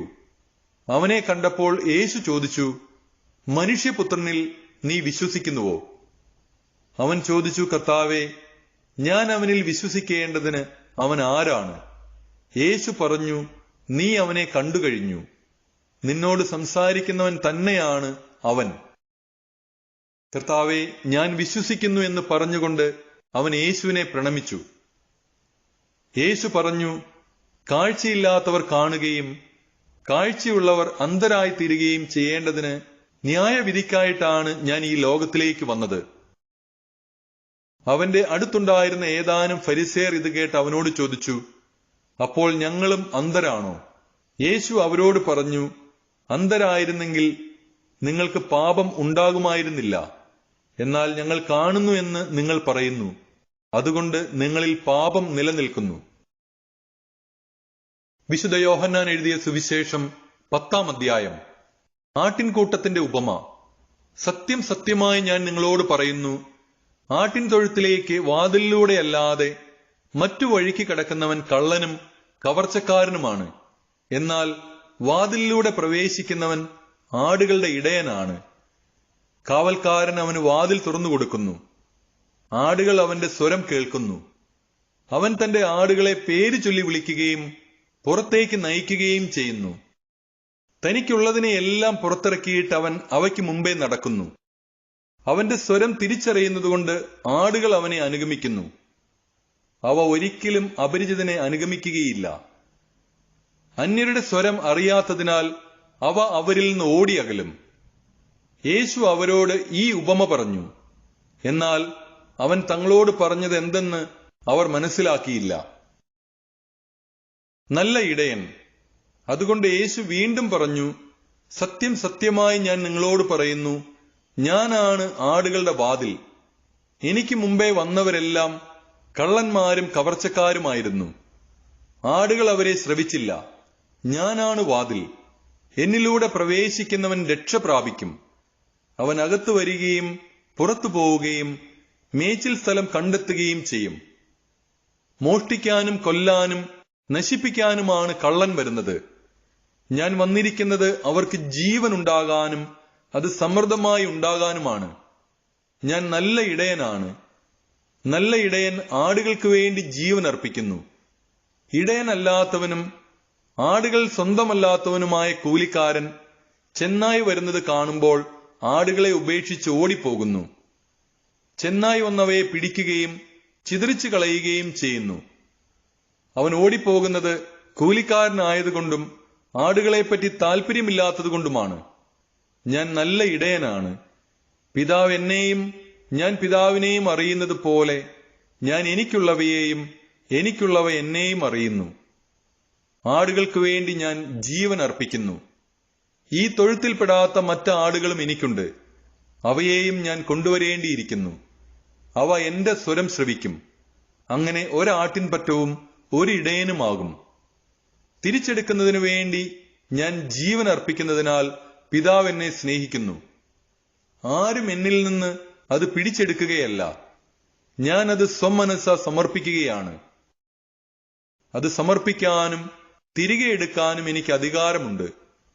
ഈ കൽപ്പന എന്റെ പിതാവിൽ നിന്നാണ് എനിക്ക് ലഭിച്ചത്. ഈ വാക്കുകൾ മൂലം യഹൂദരുടെ ഇടയിൽ വീണ്ടും ഭിന്നതയുണ്ടായി. അവന് പിശാചുണ്ട്, അവന് ഭ്രാന്താണ്, എന്തിന് അവൻ പറയുന്നത് കേൾക്കണം എന്നിങ്ങനെ അവരിൽ വളരെ പേർ പറഞ്ഞു.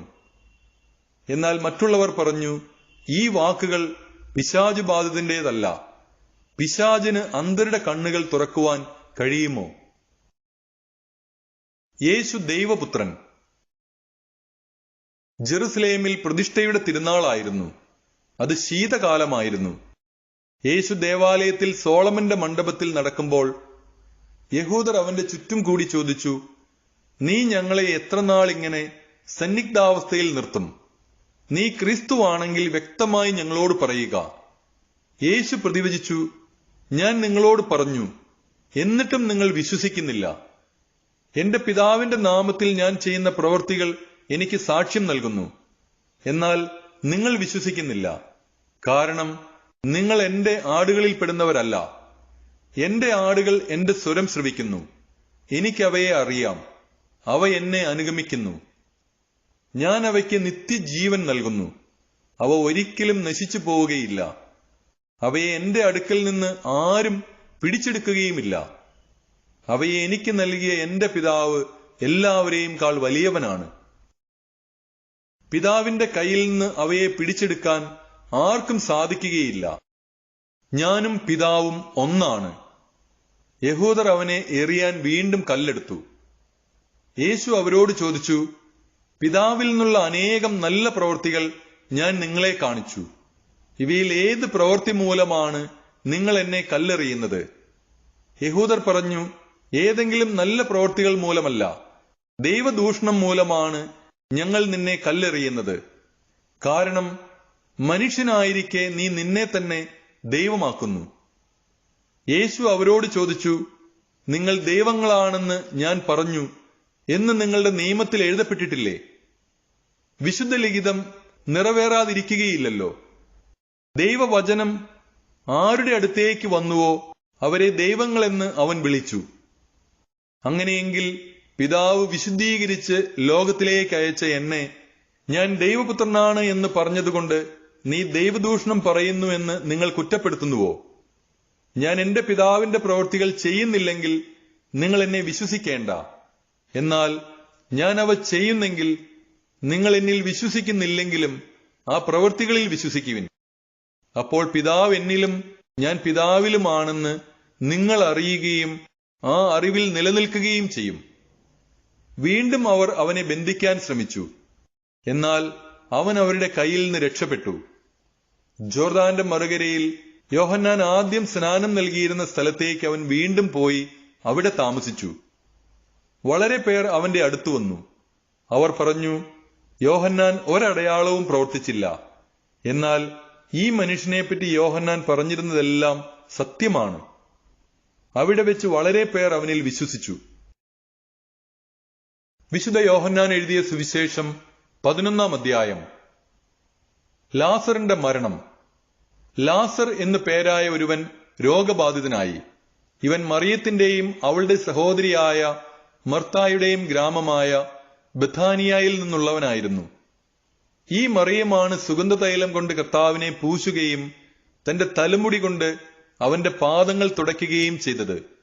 ഇവളുടെ സഹോദരൻ ലാസറാണ് രോഗബാധിതനായത്. കർത്താവേ, ഇതാ അങ്ങ് സ്നേഹിക്കുന്നവൻ രോഗിയായിരിക്കുന്നു എന്ന് പറയാൻ ആ സഹോദരിമാർ അവന്റെ അടുക്കലേക്ക് ആളയച്ചു. ഇത് കേട്ടപ്പോൾ യേശു പറഞ്ഞു, ഈ രോഗം മരണത്തിൽ അവസാനിക്കാനുള്ളതല്ല, പ്രത്യുത ദൈവത്തിന്റെ മഹത്വത്തിനും അതുവഴി ദൈവപുത്രൻ മഹത്വം പ്രാപിക്കുന്നതിനും വേണ്ടിയുള്ളതാണ്. യേശു മർത്തയെയും അവളുടെ സഹോദരിയെയും ലാസറിനെയും സ്നേഹിച്ചിരുന്നു. എങ്കിലും അവൻ രോഗിയായി എന്ന് കേട്ടിട്ടും യേശു താൻ താമസിച്ചിരുന്ന സ്ഥലത്ത് തന്നെ 2 ദിവസം കൂടി ചെലവഴിച്ചു. അനന്തരം അവൻ ശിഷ്യന്മാരോട് പറഞ്ഞു, നമുക്ക് വീണ്ടും യൂദയായിലേക്ക് പോകാം. ശിഷ്യന്മാർ ചോദിച്ചു, ഗുരോ, യഹൂദർ ഇപ്പോൾ തന്നെ നിന്നെ കല്ലെറിയാൻ അന്വേഷിക്കുകയായിരുന്നല്ലോ, എന്നിട്ട് അങ്ങോട്ട് പോവുകയാണോ? യേശു പ്രതിവചിച്ചു, പകലിന് 12 മണിക്കൂറില്ലേ? പകൽ നടക്കുന്നവൻ കാൽ തട്ടി വീഴുന്നില്ല. ഈ ലോകത്തിന്റെ പ്രകാശം അവൻ കാണുന്നു. രാത്രി നടക്കുന്നവൻ തട്ടി വീഴുന്നു, കാരണം അവന് പ്രകാശമില്ല. അവൻ തുടർന്നു, നമ്മുടെ സ്നേഹിതനായ ലാസർ ഉറങ്ങുകയാണ്, അവനെ ഉണർത്താൻ ഞാൻ പോകുന്നു. ശിഷ്യന്മാർ പറഞ്ഞു, കർത്താവേ, ഉറങ്ങുകയാണെങ്കിൽ അവൻ സുഖം പ്രാപിക്കും. യേശു അവന്റെ മരണത്തെക്കുറിച്ചാണ് സംസാരിച്ചത്, എന്നാൽ നിദ്രയുടെ വിശ്രമത്തെക്കുറിച്ചാണ് അവൻ പറഞ്ഞതെന്ന് അവർ വിചാരിച്ചു. അപ്പോൾ യേശു വ്യക്തമായി അവരോട് പറഞ്ഞു, ലാസർ മരിച്ചുപോയി. നിങ്ങൾ വിശ്വസിക്കേണ്ടതിന് ഞാൻ അവിടെ ഇല്ലാഞ്ഞതിൽ നിങ്ങളെപ്രതി ഞാൻ സന്തോഷിക്കുന്നു. നമുക്ക് അവന്റെ അടുത്തേക്ക് പോകാം. ദീദിമോസ് എന്ന തോമസ് അപ്പോൾ മറ്റു ശിഷ്യന്മാരോട് പറഞ്ഞു, അവനോടൊപ്പം മരിക്കാൻ നമുക്കും പോകാം. യേശു പുനരുദ്ധാനവും ജീവനും. ലാസർ സംസ്കരിക്കപ്പെട്ടിട്ട് 4 ദിവസമായെന്ന് യേശു അവിടെ എത്തിയപ്പോൾ അറിഞ്ഞു. ബഥാനിയ ജെറുസലേമിനടുത്ത് ഏകദേശം 15 സ്താദിയോൻ ദൂരത്തായിരുന്നു. അനേകം യഹൂദർ മർത്തായെയും മറിയത്തെയും അവരുടെ സഹോദരനെ പ്രതി ആശ്വസിപ്പിക്കാൻ വന്നിരുന്നു. യേശു വരുന്നുണ്ടെന്ന് കേട്ടപ്പോൾ മർത്ത ചെന്ന് അവനെ സ്വീകരിച്ചു. എന്നാൽ മറിയം വീട്ടിൽ തന്നെയിരുന്നു. മർത്ത യേശുവിനോട് പറഞ്ഞു, കർത്താവേ, നീ ഇവിടെയുണ്ടായിരുന്നെങ്കിൽ എന്റെ സഹോദരൻ മരിക്കുകയില്ലായിരുന്നു.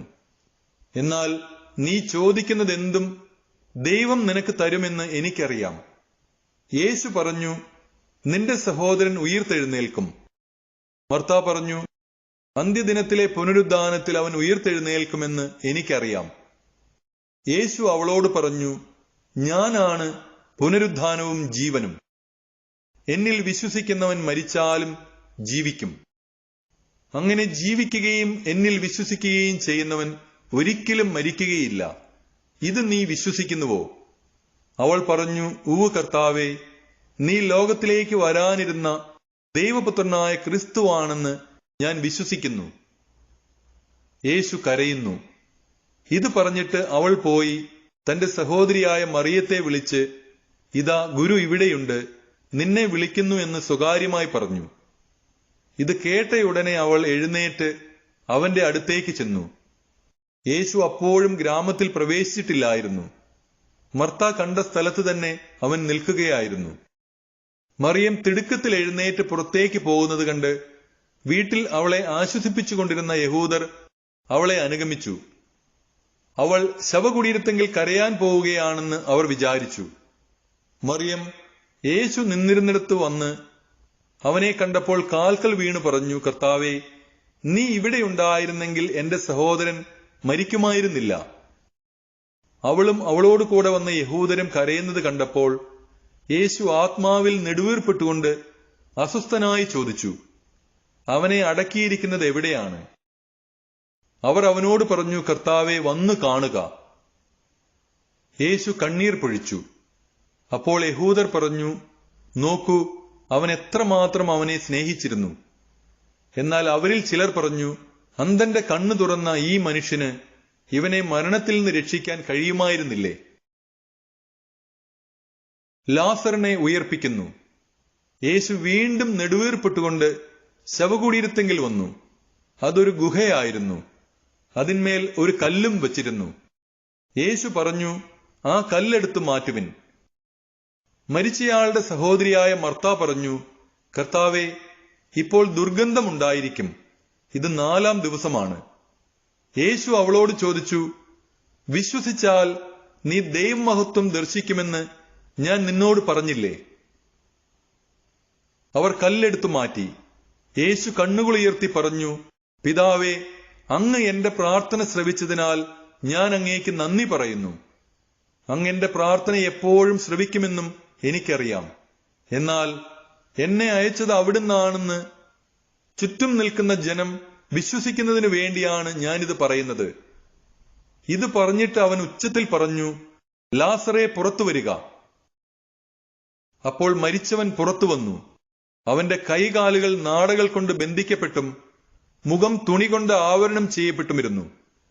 യേശു അവരോട് പറഞ്ഞു, അവന്റെ കെട്ടുകൾ അഴിക്കുവിൻ, അവൻ പോകട്ടെ.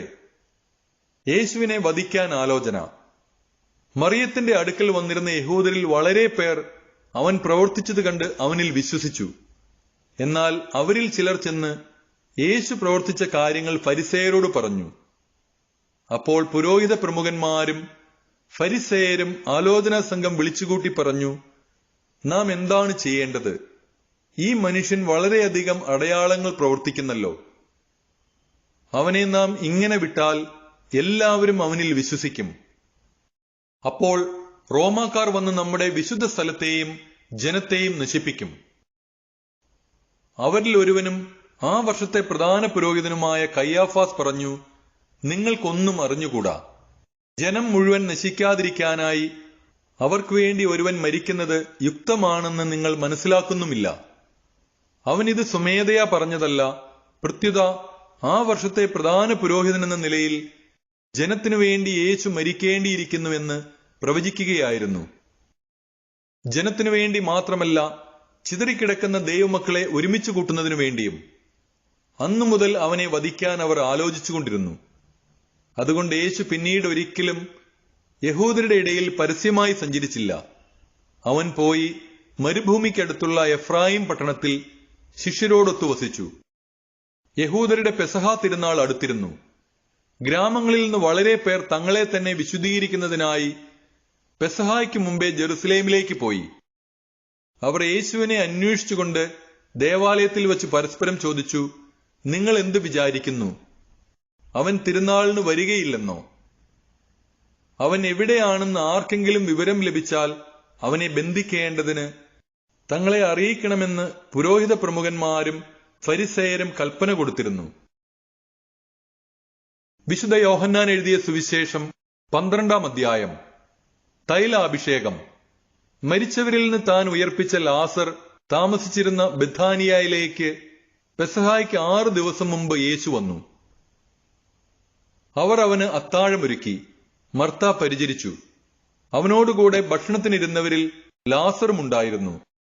മറിയം വിലയേറിയതും ശുദ്ധവുമായ ഒരു കുപ്പി നാർദീൻ സുഗന്ധ തൈലമെടുത്ത് യേശുവിന്റെ പാദങ്ങളിൽ പൂശുകയും തന്റെ തലമുടി കൊണ്ട് അവന്റെ പാദങ്ങൾ തുടയ്ക്കുകയും ചെയ്തു. തൈലത്തിന്റെ പരിമളം കൊണ്ട് വീട് നിറഞ്ഞു. അവന്റെ ശിഷ്യന്മാരിൽ ഒരുവനും അവനെ ഒറ്റിക്കൊടുക്കാനിരുന്നവനുമായ യൂദാസ് കറിയോത്ത പറഞ്ഞു, എന്തുകൊണ്ട് ഈ തൈലം 300 ദനാറയ്ക്ക് വിറ്റ് ദരിദ്രർക്ക് കൊടുത്തില്ല? അവൻ ഇത് പറഞ്ഞത് അവന് ദരിദ്രരോട് പരിഗണനയുണ്ടായിരുന്നതുകൊണ്ടല്ല, പ്രത്യുത അവനൊരു കള്ളനായിരുന്നതുകൊണ്ടും പണസഞ്ചി അവന്റെ കയ്യിലായിരുന്നതുകൊണ്ടും അതിൽ വീഴുന്നതിൽ നിന്ന് അവൻ എടുത്തിരുന്നതുകൊണ്ടുമാണ്. യേശു പറഞ്ഞു, അവളെ തടയേണ്ട. എന്റെ ശവസംസ്കാര ദിനത്തിനായി ഇത് ചെയ്തുവെന്ന് അവൾ കരുതിക്കൊള്ളട്ടെ. ദരിദ്രർ എപ്പോഴും നിങ്ങളോട് കൂടെയുണ്ട്, ഞാൻ എപ്പോഴും നിങ്ങളോടൊത്തുണ്ടായിരിക്കുകയില്ല. അവൻ അവിടെയുണ്ടെന്നറിഞ്ഞ് വലിയ ഒരു ഗണം യഹൂദർ അവിടേക്ക് വന്നു.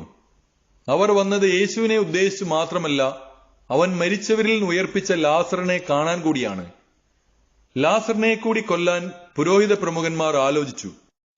എന്തെന്നാൽ അവൻ നിമിത്തം യഹൂദരിൽ വളരെ പേർ അവരെ വിട്ട് യേശുവിൽ വിശ്വസിച്ചിരുന്നു. രാജകീയ പ്രവേശനം. അടുത്ത ദിവസം തിരുനാളിന് വന്നുകൂടിയ ഒരു വലിയ ജനക്കൂട്ടം യേശു ജെറുസലേമിലേക്ക് വരുന്നെന്ന് കേട്ട് ഈന്തപ്പനയുടെ കൈകൾ എടുത്തുകൊണ്ട് അവനെ എതിരേൽക്കാൻ പുറപ്പെട്ടു.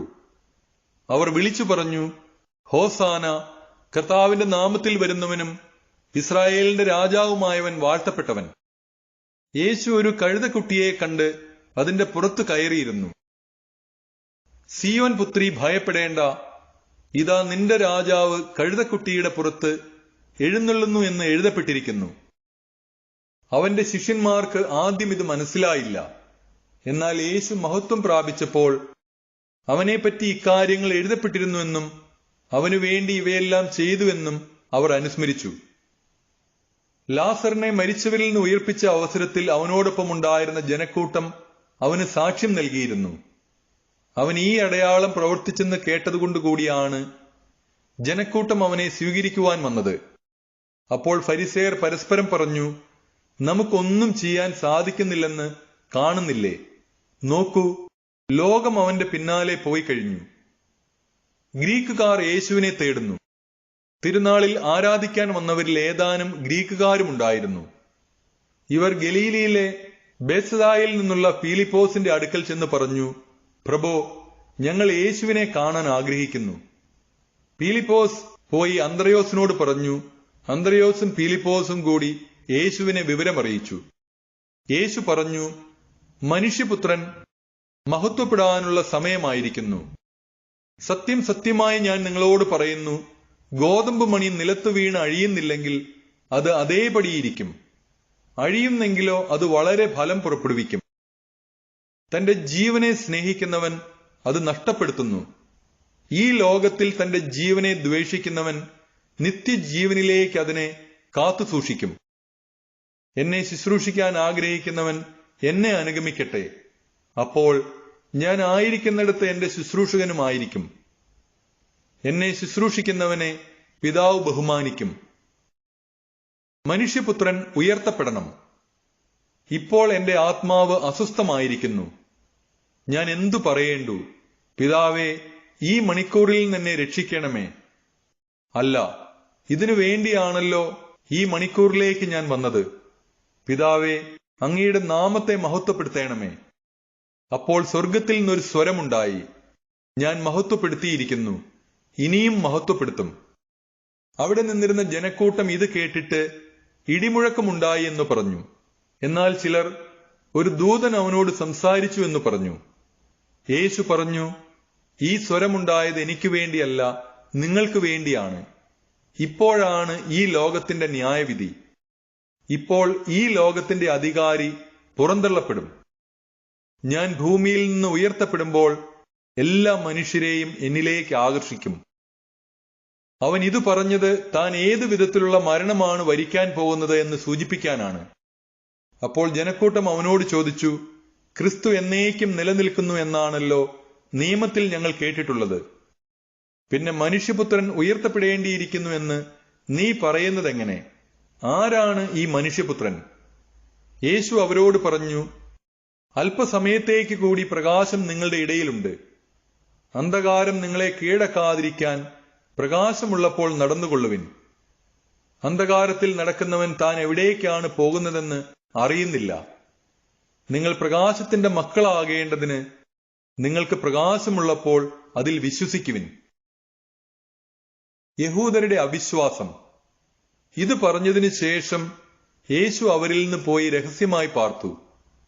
അവൻ വളരെ അടയാളങ്ങൾ അവരുടെ മുൻപാകെ പ്രവർത്തിച്ചെങ്കിലും അവർ അവനിൽ വിശ്വസിച്ചില്ല. യേശയ്യാ പ്രവാചകൻ പറഞ്ഞ വചനം പൂർത്തിയാകേണ്ടതിനാണ് ഇത്. കർത്താവേ, ഞങ്ങളുടെ സന്ദേശം ആര് വിശ്വസിച്ചു? കർത്താവിന്റെ ഭുജം ആർക്കാണ് വെളിപ്പെട്ടത്? അതുകൊണ്ട് അവർക്ക് വിശ്വസിക്കാൻ കഴിഞ്ഞില്ല. യേശയ്യാ വീണ്ടും പറഞ്ഞിരിക്കുന്നു, അവർ തങ്ങളുടെ കണ്ണുകൾ കൊണ്ട് കാണുകയും ഹൃദയം കൊണ്ട് ഗ്രഹിക്കുകയും അങ്ങനെ അവർ എന്നിലേക്ക് തിരിഞ്ഞ് ഞാൻ അവരെ സുഖപ്പെടുത്തുകയും ചെയ്യാതിരിക്കേണ്ടതിന് അവിടുന്ന് അവരുടെ കണ്ണുകളെ അന്ധമാക്കുകയും ഹൃദയത്തെ കഠിനമാക്കുകയും ചെയ്തു. അവന്റെ മഹത്വം കാണുകയും അവനെപ്പറ്റി സംസാരിക്കുകയും ചെയ്തതുകൊണ്ടാണ് യേശയ്യാ ഇങ്ങനെ പ്രസ്താവിച്ചത്. എന്നിട്ടും അധികാരികളിൽ പോലും അനേകർ അവനിൽ വിശ്വസിച്ചു. എന്നാൽ സിനഗോഗിൽ നിന്ന് ബഹിഷ്കൃതരാകാതിരിക്കാൻ വേണ്ടി ഫരിസേയരെ ഭയന്ന് അവരാരും അത് ഏറ്റുപറഞ്ഞില്ല. ദൈവത്തിൽ നിന്നുള്ള മഹത്വത്തെക്കാൾ അധികം മനുഷ്യരുടെ പ്രശംസ അവർ അഭിലഷിച്ചു. യേശു ഉച്ചത്തിൽ വിളിച്ചു പറഞ്ഞു, എന്നിൽ വിശ്വസിക്കുന്നവൻ എന്നിലല്ല, എന്നെ അയച്ചവനിലാണ് വിശ്വസിക്കുന്നത്. എന്നെ കാണുന്നവൻ എന്നെ അയച്ചവനെ കാണുന്നു. എന്നിൽ വിശ്വസിക്കുന്നവരാരും അന്ധകാരത്തിൽ വസിക്കാതിരിക്കേണ്ടതിന് ഞാൻ വെളിച്ചമായി ലോകത്തിലേക്ക് വന്നിരിക്കുന്നു. എന്റെ വാക്കുകൾ കേൾക്കുന്നവൻ അവ പാലിക്കുന്നില്ലെങ്കിലും ഞാൻ അവനെ വിധിക്കുന്നില്ല. കാരണം ഞാൻ വന്നിരിക്കുന്നത് ലോകത്തെ വിധിക്കാനല്ല, രക്ഷിക്കാനാണ്. എന്നാൽ എന്നെ നിരസിക്കുകയും എന്റെ വാക്കുകൾ തിരസ്കരിക്കുകയും ചെയ്യുന്നവന് ഒരു വിധികർത്താവുണ്ട്. ഞാൻ പറഞ്ഞ വചനം തന്നെ അന്ത്യദിനത്തിൽ അവനെ വിധിക്കും. എന്തെന്നാൽ ഞാൻ സ്വമേധയാ അല്ല സംസാരിച്ചത്. ഞാൻ എന്തു പറയണം, എന്തു പഠിപ്പിക്കണമെന്ന് എന്നെ അയച്ച പിതാവ് തന്നെ എനിക്ക് കൽപ്പന നൽകിയിരിക്കുന്നു. അവിടുത്തെ കൽപ്പന നിത്യജീവനാണെന്ന് ഞാൻ അറിയുന്നു. അതിനാൽ ഞാൻ പറയുന്നതെല്ലാം പിതാവ് എന്നോട് കൽപ്പിച്ചതുപോലെ തന്നെയാണ്.